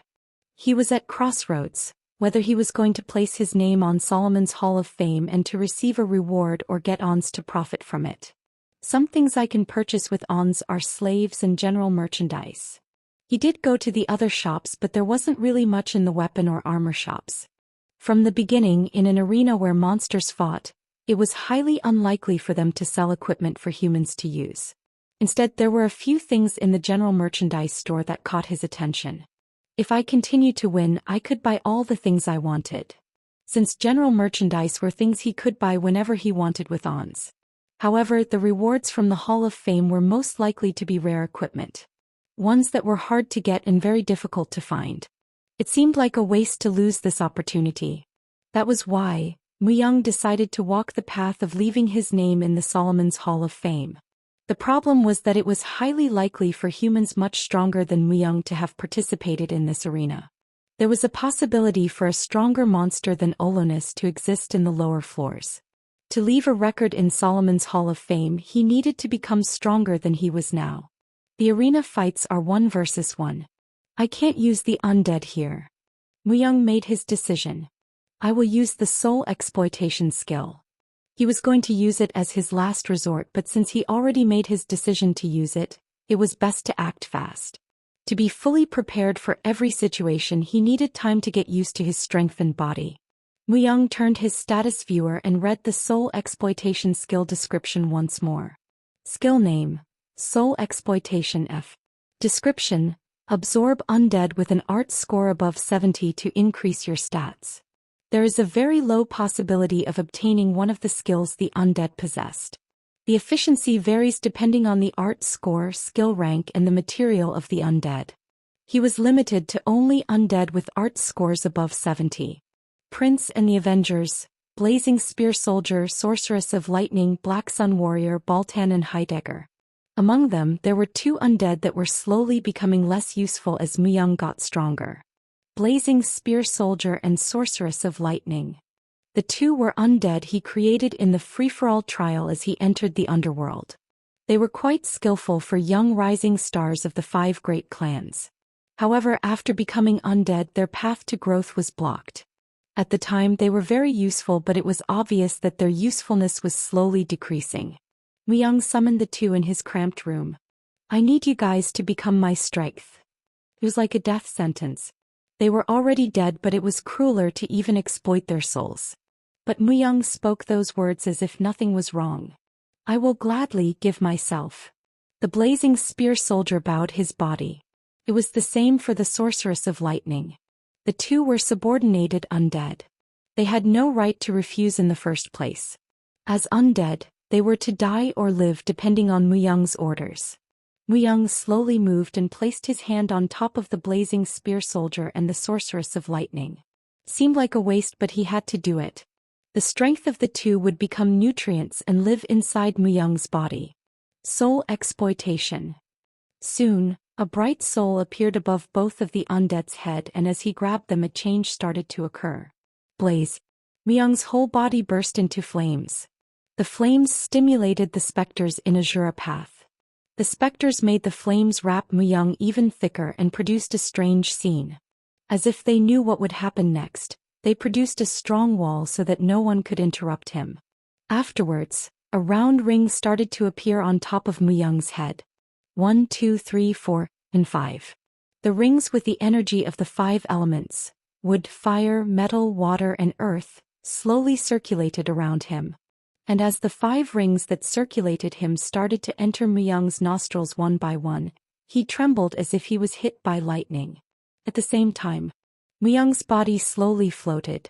Essence is of the materialistic realm, energy is the root to life, and God exists in the world of the mind. His mind was blank. Like a monk spreading the teachings of Buddha, Muyang quietly repeated the words over and over again. You could say he became one with selflessness. He was not disturbed by anyone and no one could disturb him. In a white world, Muyang only repeated those words. On the other hand, the wall of fire and the specters was becoming stronger. Everything was cut off and Muyang became the path that accepted everything. If he was touched by water, he would become water, and if he was touched by fire, he would become fire. He was able to grasp a perfect purity that all souls and elements could pass through. However, the time that purity could be sustained was extremely short. It was short, but it felt everlasting. And at that crossroad of purity, Muyang heard someone's voice. What do you want to be? Make your decision. It was a voice that transcended all awareness. He felt a great influence he hadn't felt even when he faced Ajura. The owner of the voice spoke. Where does your true purity lie? Muyang momentarily recalled what Ogre had said in the past. Who am I? Not a Dakibi or a human, not in the past or the future, an existence in the middle. That was Muyang. He went into metamorphosis. This was a phenomenon and a present he obtained after breaking through his limits again. The longer he spent in this state, the more likely he would be able to find his true purity. Muyang looked into his past and slowly retraced his steps. What do I want to become? It was the single question that crossed his mind during his exploration of his past and future in search for his true purity. Did he want to become a hero? Or did he want to become a demon king? His goal was to complete his revenge and to drive out the demon gods. However, after accomplishing all his goals, Muyang didn't know what he truly wanted to be. He thought it wouldn't be too late to think about it after he completed his current goals. However, that wasn't right. It shouldn't be this way. The order was switched. Since then, everything had become slightly crooked. If he was unable to tread the path of purity, he would have gone further and further away from it. Who do I look up to? There was an existence whom he couldn't reach even when he stretched his hand out towards it. He had turned his back away from it, thinking that he, who had killed countless of others, shouldn't be given this opportunity. He comforted himself by saying that he had no choice but to walk a path different from others. I want to become a hero. It was actually different. Muyang wanted to become a hero. Not an assassin, not a demon king, but truthfully he wanted to become a hero. Like the dragon lord he killed. Like the other heroes who carried out their will until the bitter end when they died by his sword.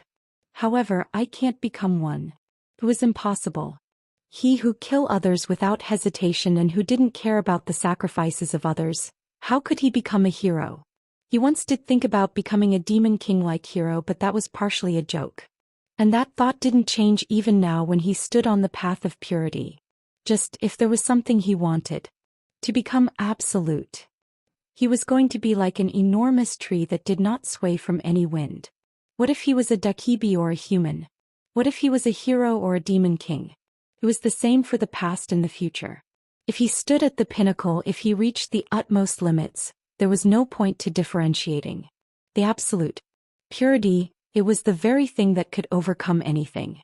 An existence that was acknowledged as only one form. It was a position that no one could sway and one where everyone could only gaze at, a genuine sky that existed above the sky. That was Muyang's purity. Star of purity has been passed down. It felt like a lot of time had passed. A few days, few months, perhaps even a few years. Muyang floated in a place where he was unable to notice the passage of time. He opened his eyes when the wall of specters and flames subsided. Something has changed. First he noticed that his body had changed. Externally and internally. His skin was soft like a newborn baby and his senses had become enhanced. He was able to hear all the movements and sounds around him. That wasn't all. After checking his changes by turning his status viewer, he laughed in disbelief. A lot of things had changed as a result of his awakening. Especially the thing he earned at the end. He was dumbfounded in amazement. Achievement effect dash. Star of Purity. S. All stats plus 20 waking phase of the Absolute. Frank. Perhaps it was because the Absolute had to be strong without leaning towards one place. What was more, it increased all his stats by 20. The A rank Gremry's Anguish stopped at increasing his stats by 3, but that only showed the great difference between a rank and S rank. It wasn't like Muyang was attempting to create or find an S rank equipment for no reason. Waking phase. It probably means that there is a possibility for it to go higher in rank. The fact that this might not even be the end was enough to give him goosebumps. Even Intelligence and Wisdom's pure stats rose by 10 each.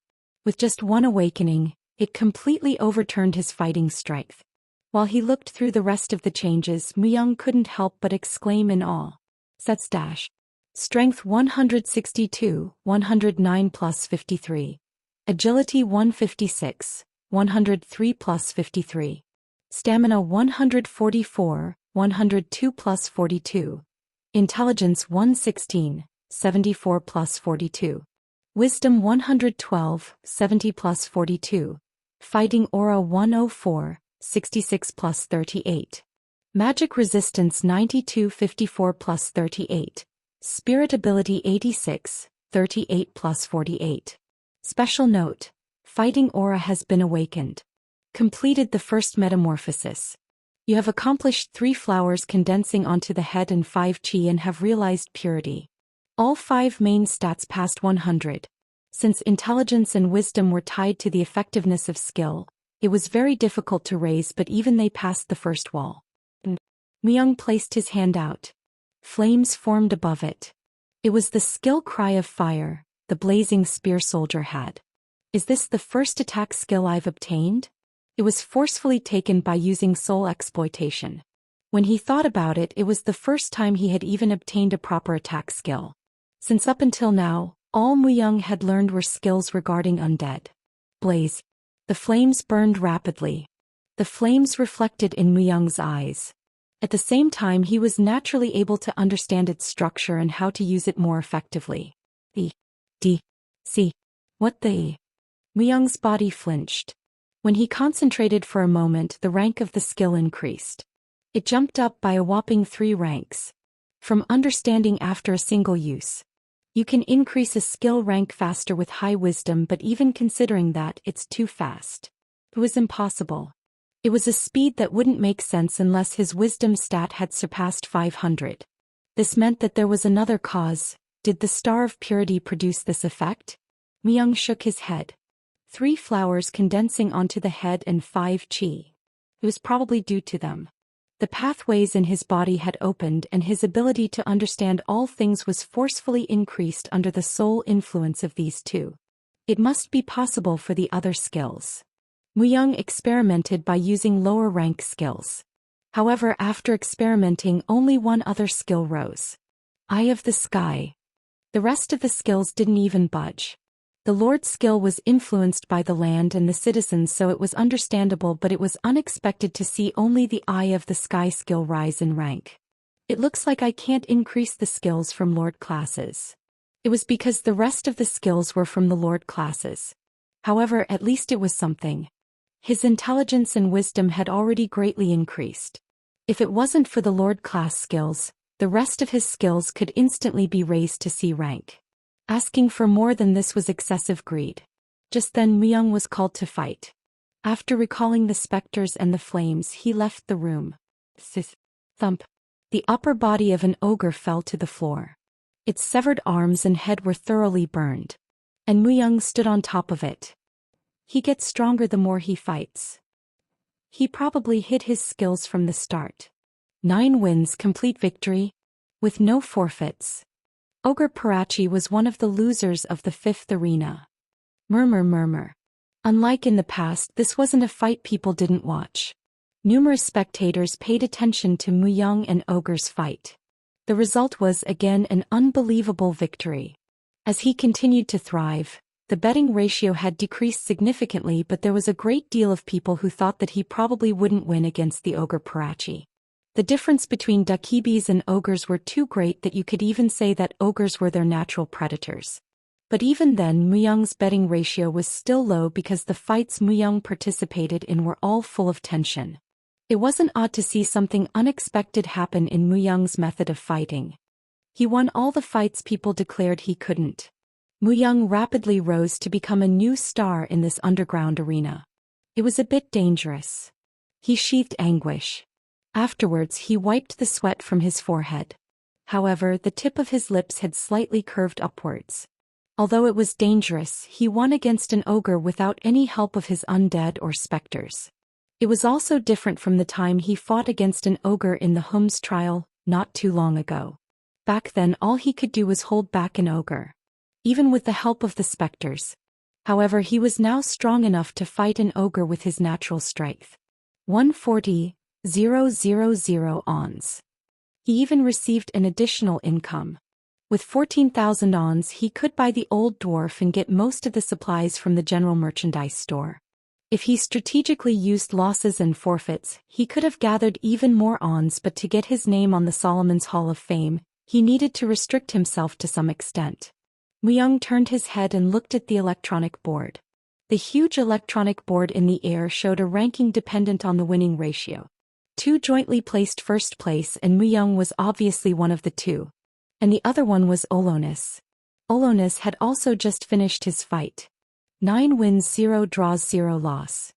It wasn't different from Muyang's record.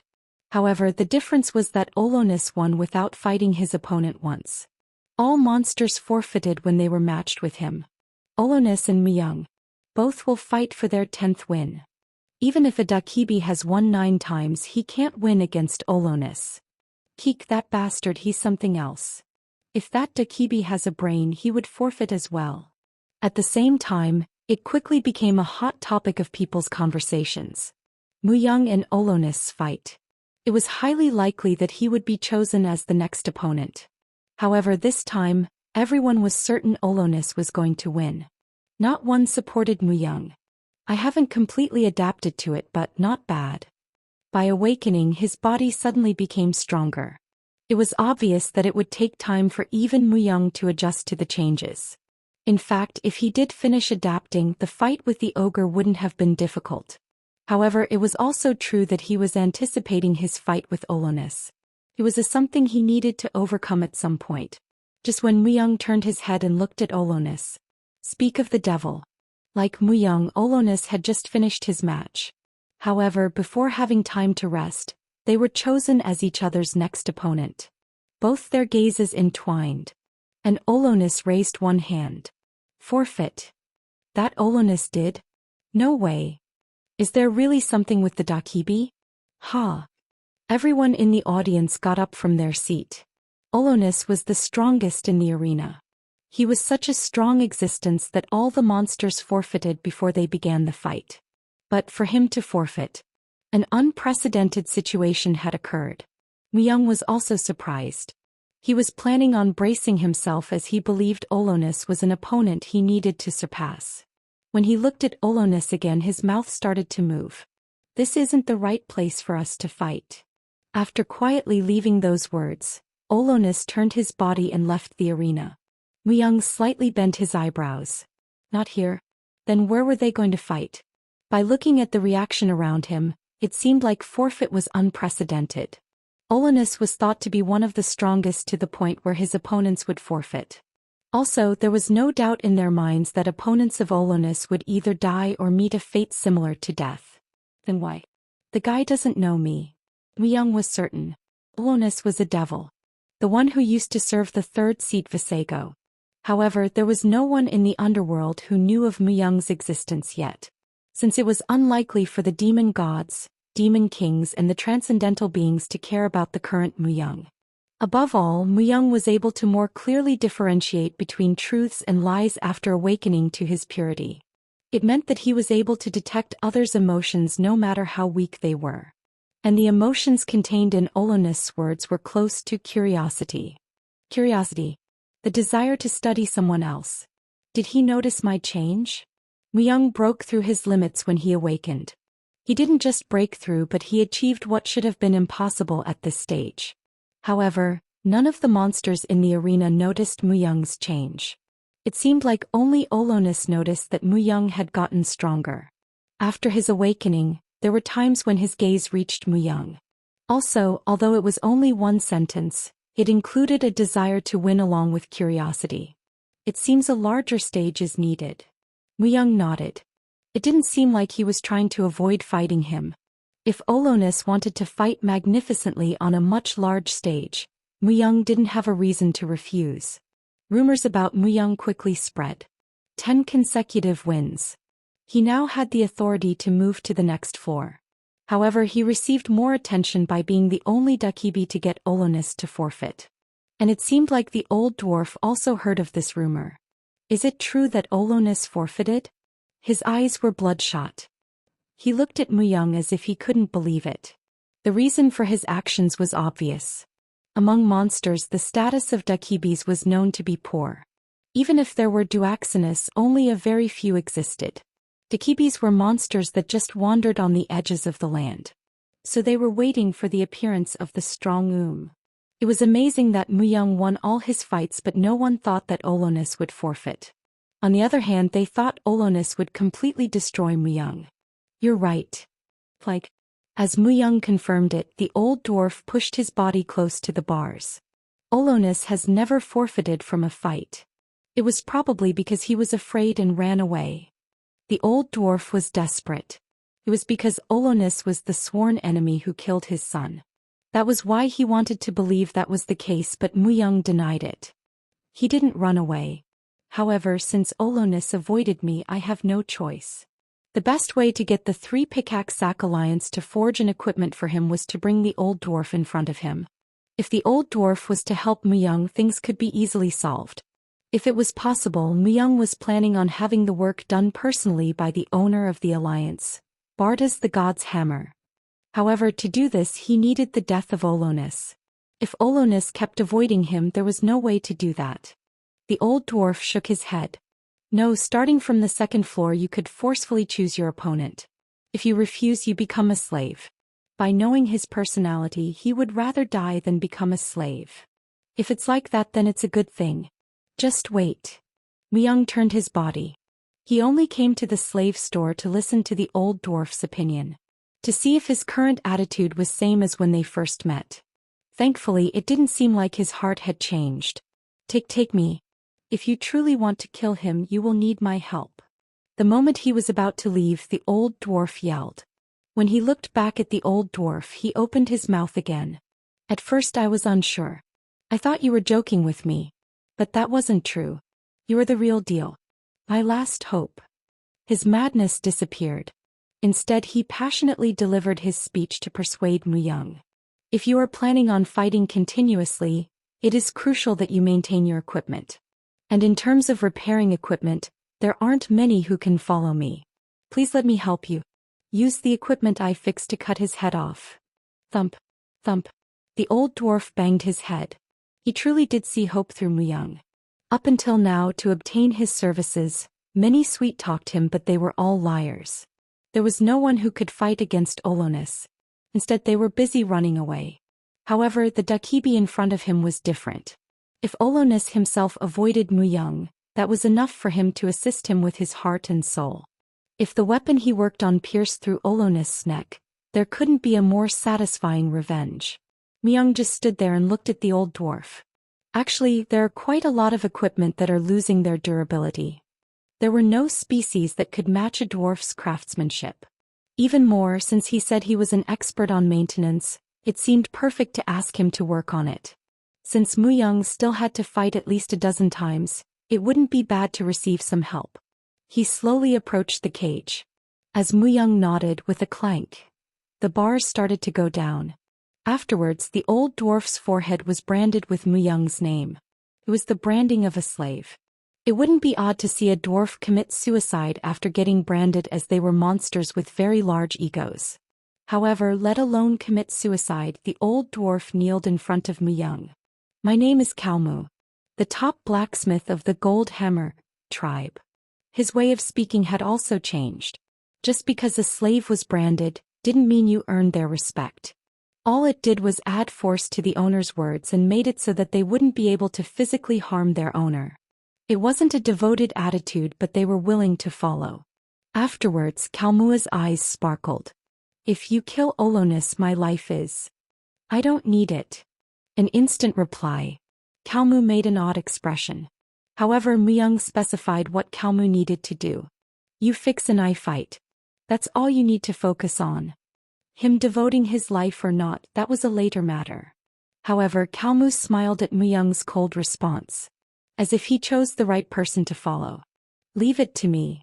Using the rest of the ons, he purchased the equipment Kalmu needed. It wasn't a bad investment if he thought about how Kalmu was going to constantly use it. On top of that, if a blacksmith sincerely repaired an existing equipment, there was even a chance for the abilities of the equipment to become reinforced even further. I need to see Kalmua's skills. The problem was that those cases were very rare. He was creating something from nothing. It was only possible for very skilled dwarves. Kalmu said it himself that he was the top blacksmith. It seemed like he could wait in anticipation. Besides anguish, which was unrepairable, Muyang handed over all his equipment for maintenance. Your armor is worn out. It only lasted this far because the skills of the person that made this equipment was exceptional. Almost all the equipment Muyang wore were earned from the trials.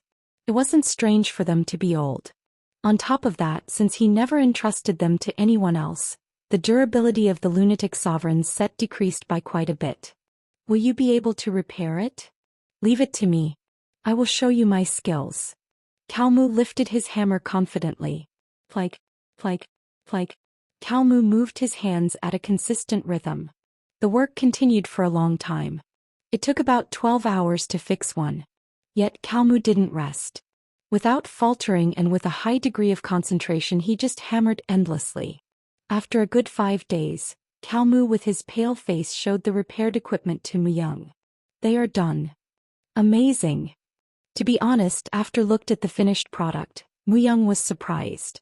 Muyang hadn't seen a lot of dwarves, but among them, Kalmua's skills were good enough to be recognized as top class. The equipment he left with him seemed new. In fact, the durability of a few pieces of equipment had actually risen. The stats of the shadow armor has changed. More surprisingly, the shadow armor had changed. Name shadow armor. Rank, B+. Classification, A. Keepable type. Durability, 22,000. Effect. By Blacksmith Kalmu, the equipment has been enhanced. Asterisk agility +5. Asterisk it allows you to teleport to a shadow within your vision 3 times a day. Agility +5 was a stat that didn't exist previously. He really did produce something from nothing. It was something most experts couldn't do. I look forward to working with you. Kalmu smiled as he looked Muyang's expression. Muyang left the 5th floor and headed for the 4th. As he followed the directions of the living armor and entered the arena, around 10 monsters were fiercely fighting each other. It is possible to have up to 5 versus 5 fights on the 4th floor. Of course, you can fight alone, but it's normally better to find comrades. But you still need to watch your back. Even if they are on the same side, they can always betray you. Kalmu gave Muyang some advice. He was a slave and would have had to follow even if Muyang treated him like an object. Muyang's eyes turned to look at the arena once more. Active block. A bit stronger. There was someone who caught his eyes. Bug. During the 5 days Muyang was getting his equipment repaired, Bug seemed to have achieved his 10th win and had headed for the 4th floor. 3 people were with him. It seemed like they were his comrades who came with him. They were so well coordinated with each other that they were able to win the fight without many injuries. Their coordination is good. After leaving a short comment, he was about to leave. However, he stopped momentarily when he saw who appeared next. Oh, Olonis. Grit. Kalmu ground his teeth. It was because Olonis appeared in the arena alone. On the other hand, his opponents were 5 male dark elves. Even if you are a slaughterer, you can't beat all 5 of us alone. The weak ones always say those words when they group up. The dark elves were known to be a species with high agility. They immediately surrounded Olonis when the fight began. However, it was pointless. As Olonis bared his teeth, the surrounding space was shrouded with a dark haze. Afterwards, a hand stretched out from the floor and grabbed the dark elves' feet. And the dark elves were drawn into the floor. My son's there too. Muyang held Kalmua's shoulder as he attempted to run into the arena. Endure it. But you fix and I fight. I understand. As he stressed their roles again, Kalmu bit his lips and stepped back. He knows how to use Spectre-type skills. It was a skill similar to his. But unlike the 5th floor, he felt like he could continuously watch Olonis fight on the 4th floor. If he gathered information and was well prepared, his chances of victory would increase. Since the fight was already held back, it wasn't late to fight when he was more certain of his victory. After witnessing this new side of Olonis, Muyang started to leave once again. Someone came to find them just as they arrived at their assigned room. As soon as Kalmu opened the door after hearing a knock, a man with an awkward expression came in and opened his mouth. Can we talk for a moment? A very nervous look. Muyang looked at the visitor as if this was unexpected. This person who had come to his room holding a cane while sweating was Bug. Talk. He hated when people beat around the bush. As Muyang coldly replied, Bug gulped down his saliva. Then I will get to the point. Please join our party. The reason is? Isn't it better to fight with 5 people than alone? Currently 1 spot is vacant. Muyang thought over what happened a few hours ago. Bug and his other 3 comrades were stirring up the arena. It wasn't 5 people, but still that was enough. Their coordination was enough to call them veteran explorers, and they also had the fighting power to back it up. At the very least, they had 5 years of experience. On top of that, all 4 people seemed to have a distinct class. They should be able to easily clear the 5th floor and go to the floor below. You probably don't see me as a human. You are different from other monsters. And even Alice said okay. Alice. She's one of my party members. She is a master at detecting danger. She even has a support ability that allows her to recognize an opponent's habits or their fighting power. It was dangerous to just tell someone your companion's abilities. It was a gamble since he was exposing a part of his power. It just showed how badly he wanted to recruit him. The reason is? Olonis, we don't have the confidence we will win when we face him. You can just forfeit, can't you? We can't forfeit or lose even once. He replied very cautiously. Right away Muyang knew what Bug was talking about. They are aiming for Solomon's Hall of Fame. They were trying to break a record and earn a reward. They were thinking the same thing as Muyang. However, there was a limited number of people who could leave a record on Solomon's Hall of Fame. It's better to do it alone. If he was to join these 4, it might be possible to overthrow Olonis. They were strong enough. However, if Muyang joined them, Olonis would forfeit again and wait for his chance. Since he felt awkward coordinating with others and as the conditions of the arena kept changing, he couldn't say how long they would be comrades for. I refuse. Please think about one more time. You are really strong, but Olonis is stronger. Bug said it with certainty. It seemed like the girl called Alice had compared Muyang and Olonis' fighting power. Is she a recruiter-type class? Occasionally there were special recruiters who could see how strong a person was. Fighting power was literally referring to the power Muyang could produce using his stats and skills. Even after realizing and awakening his purity, he was still weak compared to Olonis. However, he never thought he would lose. Fighting power isn't everything. A fight was made up of continuous minuscule judgments. Even a small mistake could produce critical results. One's experience was the same or perhaps even more important than one's fighting power. Experience allowed you to reduce the number of mistakes to a minimum and understand your opponent. And Muyang could be called experience itself. Few thousands or tens of thousands of fights were enough to make simply comparing stats invalid. I will not lose. I understand. It doesn't seem like I can change your mind alone. I won't ask you to fight as my comrade anymore. Bug let out a big breath. Muyang joining them was like gaining a warrior who could do the work of 100 men. Although his other comrades opposed, Bug already knew that fighting power wasn't everything and that Mu Young was much stronger than what others thought. When he first met him, he disregarded him as he was a Dakibi, but after witnessing all his fights, his thoughts about him changed. He was strong. He was a truly strong individual who continuously got stronger as he fought. His goal was to recruit him no matter what, but he had failed. Bug turned his gaze and looked down. Then could you lend us the dwarf for a moment instead? We will pay a price. As you can see, our equipment have become tattered. 20,000 ons. What? Per person. If you pay 20,000 ons, I will let him fix it. That's too expensive. Wasn't the price of that dwarf 50,000 ons? Myung shook his head. Kalmu isn't a slave but an expert blacksmith. If he concentrated and fixed the equipment, the stats of the equipment also increase. It was a benefit only the ones who gained his favor can enjoy. It meant Myung was willing to share this benefit. Kalmu was moved by the fact Myung said he wasn't a slave, and on the other hand, Bug couldn't help but be surprised for a moment. It was especially rare to find an expert blacksmith. They were normally part of huge guilds and only high ranks were able to use them. If they could even momentarily borrow an expert that great, the price wasn't a problem. On top of that, Bug thought that he could buy even a bit of Myung's favor through this deal. Gulp. Please wait for a moment. I will come back after discussing the matter with my comrades. Bug hastily ran out the door. Myung pondered as he watched him leave. Just in time. He lacked ons to buy the items Kalmu needed. 80,000 ons was enough capital. It could be used as a trump card when keeping Olonus in check. There was another reason for lending Kalmu to them.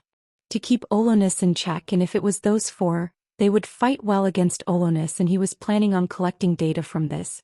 Are you really okay with this? You might be fighting with them. I don't mind. Do your best. Myung was calm. If those four were monsters, no matter how much he needed the ons, he wouldn't have lent them this kind of help. However, all four of them were human. And when fighting against humans, there was no one who could catch up to Myung. Asterisk asterisk asterisk. Thump. They were the messages that appeared at the same time he finished off the wood golem. 15 wins, 0 draw, 0 loss. It was Myung's current record, and due to this there was a bounty. Olonus is 500,000 ons. Even though our records are similar, it just shows how great Olonus' influence is. He was also famous on the 4th floor. It was because he had already competed in this arena a few times. From what he heard, it seemed like this was his 7th. There was no one who knew why he continued to participate in this arena. He received a reward as he continued his thoughts. About 700,000 ons. This was the amount he earned after 5 rounds. Unlike the 5th floor, the monsters on the 4th floor were more assertive. If the goal of the monsters on the 5th floor was to survive, the goal of the monsters on this floor was to escape. However, the escape ticket was a large sum, a staggering 1 million ons. So obviously everyone lacked ons, and perhaps it was because of this that another facility besides the arena existed. It was the market. At the market, everyone was a customer and a merchant. A place where people could purchase and sell items by setting them out and bargaining. Myung was walking around this place. Silverlight cross ring. 100,000 ons. Sooty battle boots. Selling for 200,000 ons. Unexpectedly, there was a constant supply of new items. People took items from the opponents they killed and sold them like this. The size of the arena exceeded his imagination, and hundreds of monsters died every day. That was why so many items were on the market. And Myung didn't miss a day to roam around the place to see if there was anything he needed. Normally, they are things that aren't worth buying. Almost 9 of out 10 items weren't in good condition. They were mostly worn or rusted. What was more, these items were expensive. Monsters knew this as well, but they were never willing to cut the price.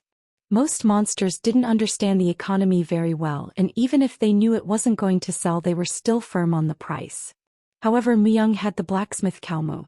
A treasure that returned equipment to their original state and with a low chance to increase their efficiency. The fact that both good and bad items are the same price meant that as long as a person has a good eye, they could profit. It was so.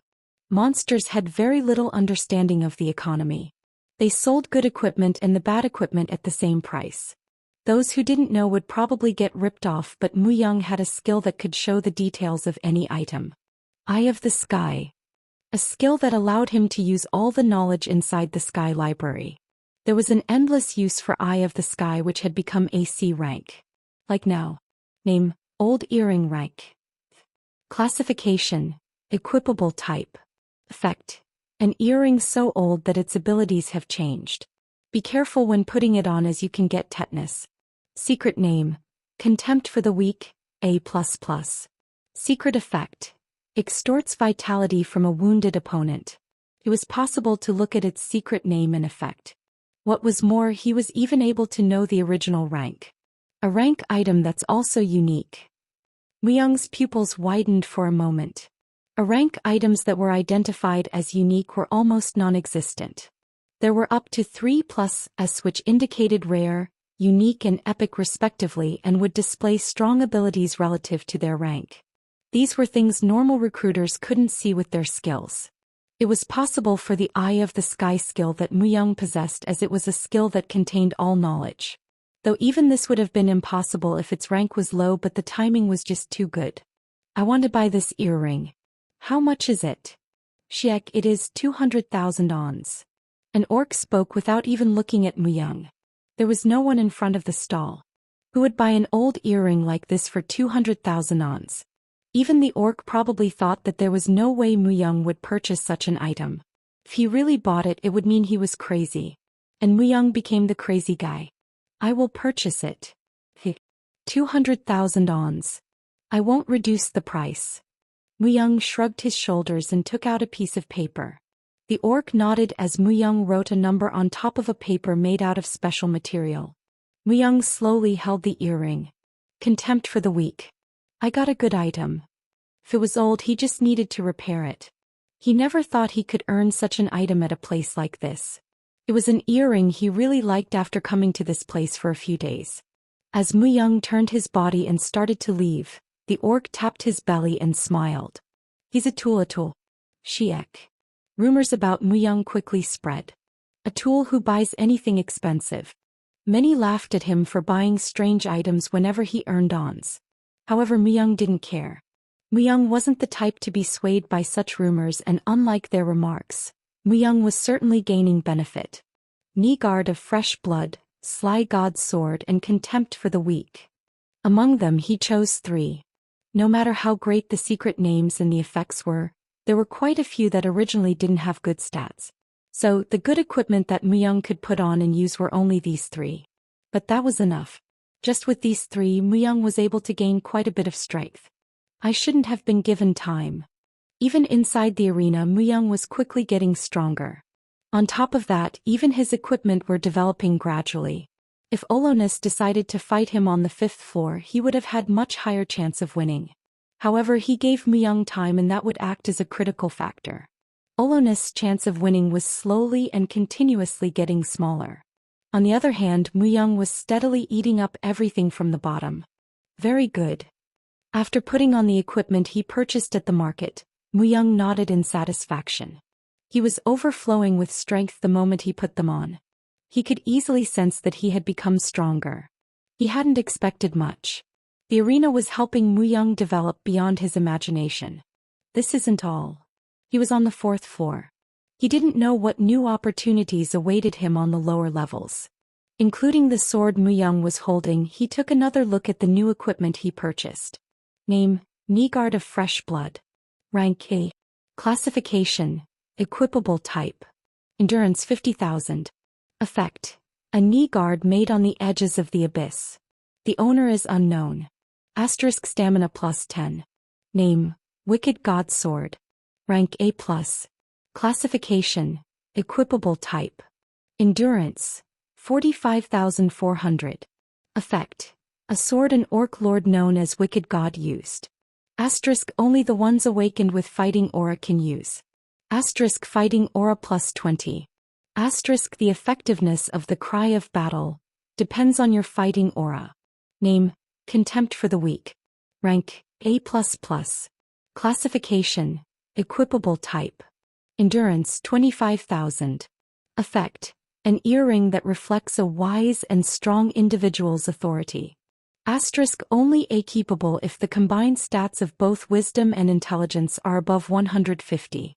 Asterisk magic resistance plus 30. When equipped with Conqueror's earring, magic resistance plus 50, and the skill the wilds can be used. The knee guard of fresh blood was a bit lacking compared to the other two, but the fit wasn't bad. As it didn't bug him when he moved, it seemed it would be okay to wear. Stats became harder to increase every time they increased by 100, but he basically earned 10 stamina for free. There was no reason to not wear it. Maybe it's because of the influence of Swordmaster, but I don't feel awkward holding two swords now. Muyang held both Anguish and Wicked God's sword at the same time. It wasn't like he didn't use two swords in the past when he was an assassin. However, he normally didn't use them and he only learned the basic fundamentals. But it didn't seem awkward at all to hold both swords at the same time. Instead, it seemed natural, as if he had practiced this for a long time. Though he couldn't perform as skillfully as he did with one sword, it was only a matter of time. Most of all, Cry of Battle. Among the options the Wicked God sword had, a particular effect caught his eye. You could say that the Cry of Battle had an imposing effect. When a fight starts, Muyang's fighting aura would suppress the opponent. Those stronger than Muyang wouldn't be greatly affected by it, but it would have a critical effect on those weaker than him. Lastly, Contempt for the Weak, the set equipment. He had never heard of Conqueror's earring, but if he was to wear it with Contempt for the Weak, his magic resistance would increase by a whopping 50 and he would obtain a skill. Considering the fact that magic resistance was one of the difficult stats to increase, this was an amazing function. Even Contempt for the Weak alone increased his magic resistance by 30. Vitality Extortion. This was also useful. Vitality was basically the root of life. It was an energy that went beyond that of simple stamina and was needed for everything. Compatibility with Anguish seems good too. Anguish absorbed blood to recover his stamina. If Contempt of the Weak extorted vitality on top of that, it would produce a much stronger effect. Though the opponent needed to be wounded and living for it to work, but this was extremely compatible with Muyang. Every living being with this energy would have a very difficult time facing Muyang. With both Anguish and Contempt of the Weak, he would be able to turn the tables against opponents who were of similar strength to him. And when Wicked God's sword was included, he could even add pressure. The Cry of Battle would push the injured opponents to be defensive. You have an amazing eye for equipment. I didn't know until I repaired it. They were all made by experts better than me. Kalmu continued to show admiration. Most of the equipment Muyang brought went through the hands of the expert. Of course, he couldn't say everything was good, but at least they were worth the price. However, it is okay for you to use your ons like that. If you're not careful, sell them. What? You should definitely be able to sell these above the purchased price. They were simply items that were too lacking for Muyang to use, but many of them were of above average quality. If he sold them back, any monster who possessed even a bit of discerning eye would try to purchase them. Also, the ons Muyang earned from this would be of great help to him. It was what Kalmu desperately wanted. For Muyang to gain strength so that he could kill Olonis. I will try my best to sell them. And for that, Kalmu was even willing to sell his soul. Kalmua's eyes were blazing with determination. Not too long after, a message announcing the next match appeared in front of his eye. Familiar names caught his eyes. It was a message that announced the fight between 4 human explorers and Olonis. It's happening earlier than I had expected. Could the explorers hold Olonis back? Muyang also went to watch Olonis. If I know my enemy and myself, I won't lose. Before he assassinated his target, he always watched their every move. He was able to completely comprehend his target by watching and studying them. Even the little things. By doing this, he was able to see the opponent's habits, and it became much easier to fight them. Even when he failed to assassinate someone and had to duel the person 1 versus 1, there were many cases where he won due to learning their habits. If he felt he couldn't win, he waited until it was possible. As he understood his target and himself all too well, he never failed an assassination. If it was an arena where he needed to face the person head-on, there would be more variables, but that was why he needed to observe them more carefully. Planning ahead and increasing the success rate to its maximum was the way Muyang normally engaged in fights. The seats were completely filled. Everyone always paid attention to Olonist's battle. It was amazing that no one looked at him with a friendly attitude. He really doesn't die. Are we supposed to cheer for the humans? I never knew a day like this would come. Humans are cowards. They are bugs that hide in a corner. Everyone ground their teeth as Olonis appeared in the arena with a beast-like presence. Still, everyone expected Olonis to win. It was a perfect example of monsters' impression of humans. And Muyang agreed with them. Since it was true that humans didn't even enter the demon god's territory and were satisfied living in the remote areas of the underworld. He repeated the arena 7 times. However, Muyang wasn't interested in that. Olonis, he who already received a huge amount of attention, continuously returned to the arena, and Muyang wondered why. He must have re-entered the arena because he had a goal and he was still here since he hadn't accomplished it yet. It might be because his goal is to break through the last door. Muyang couldn't think of anything else Olonis couldn't achieve in this arena with his fighting power. The last door. The place where Cerberus protected. It was a monster that was half a step away from the top. If there was anything that Olonis couldn't beat in the arena, it was that monster. Due to Wahi, Muyang was already well informed on how to put Cerberus to sleep. I need to face it one day. If Olonis' goal was Cerberus, then Muyang inevitably needed to face him. Even if that wasn't the case, he planned on forcefully choosing him and beating him once. And for that eventual fight, it was necessary to analyze Olonis. Muyang's eyes looked towards the arena. The 4 people who faced Olonis. Among them, Bug spoke. Highest level of danger. We are going to engage thinking that we are facing a boss-class monster. Please maintain formation A. He was quite proficient in handling these matters. It was only possible as he was an experienced explorer. The 4 people immediately formed a line. Dear Sundak. A man wearing priestly robes kneeled and started to pray. He seemed to be a follower of the cloud god. Soon, one of the gods the holy city Mulalin served. Soon, a thin cloud formed and slowly wrapped around the 4. Afterwards, a warrior with a huge shield took the lead and stepped forward while hitting the floor with his shield. Behind him, Bug and a girl with a bow slowly approached Olonis.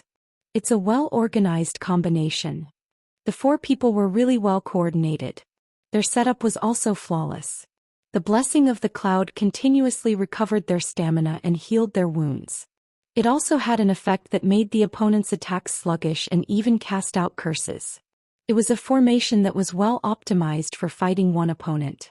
On the other hand, Olonis aimed for their side from the start. In a blink of an eye, he went through them and attacked their priest. He seemed experienced in one-to-many fights.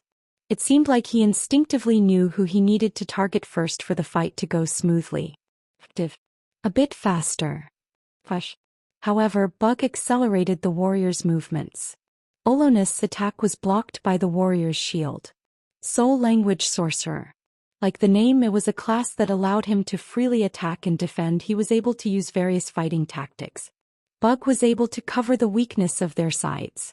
Olonis lifted his hand after realizing it would be hard for him to simply go through them. Then a countless number of hands stretched out from the floor. Dear Soon. Please summon the cleansing rain. The clouds that wrapped around them started to rain and dampened the floor. The small hands instantly became oxidized as the rain made contact and their movements became sluggish. Clap. Olonis clapped his hands. Countless hands combined and inflated. Dodge. Crush. 5 large, 10 tall hands of specters were created in the arena. The hands moved and stubbornly aimed for the 4 people. Even the cleansing rain couldn't do anything about those 5 hands. When he moves the hands, he becomes defenseless. However, there was a disadvantage. Olonis couldn't move. Swallowing. A completely frozen arrow drew a line as it flew out. Ping. It instantly froze a hand the moment it made contact. Active. A bit stronger. Bug placed a spell on the warrior's shield. Afterwards, the warrior nodded his head and flung his body towards the frozen hand. Fush. With the sound, the hand crumbled in pieces and for the first time Olonis frowned. You guys are quite good for humans. Aren't you too weak for a devil? From what I heard, devils were so powerful that they could crush few mountains by themselves. Bug provoked him. In reality, he had never seen a devil. Devils normally lived very deep inside a demon god's territory. They had never shown themselves besides at the start of the war. On the other hand, humans settled in the land they had. What you say is true.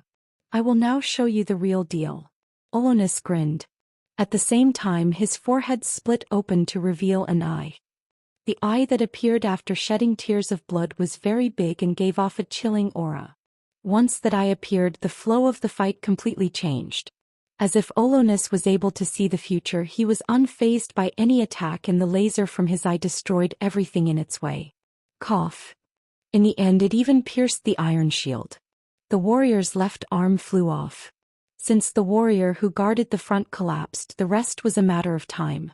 The expression of Bug and the rest of the group quickly turned bad. FO forfeit. Damn it. Everyone who holds a sword against me dies. Bug forfeited, but Olynis lightly disregarded him.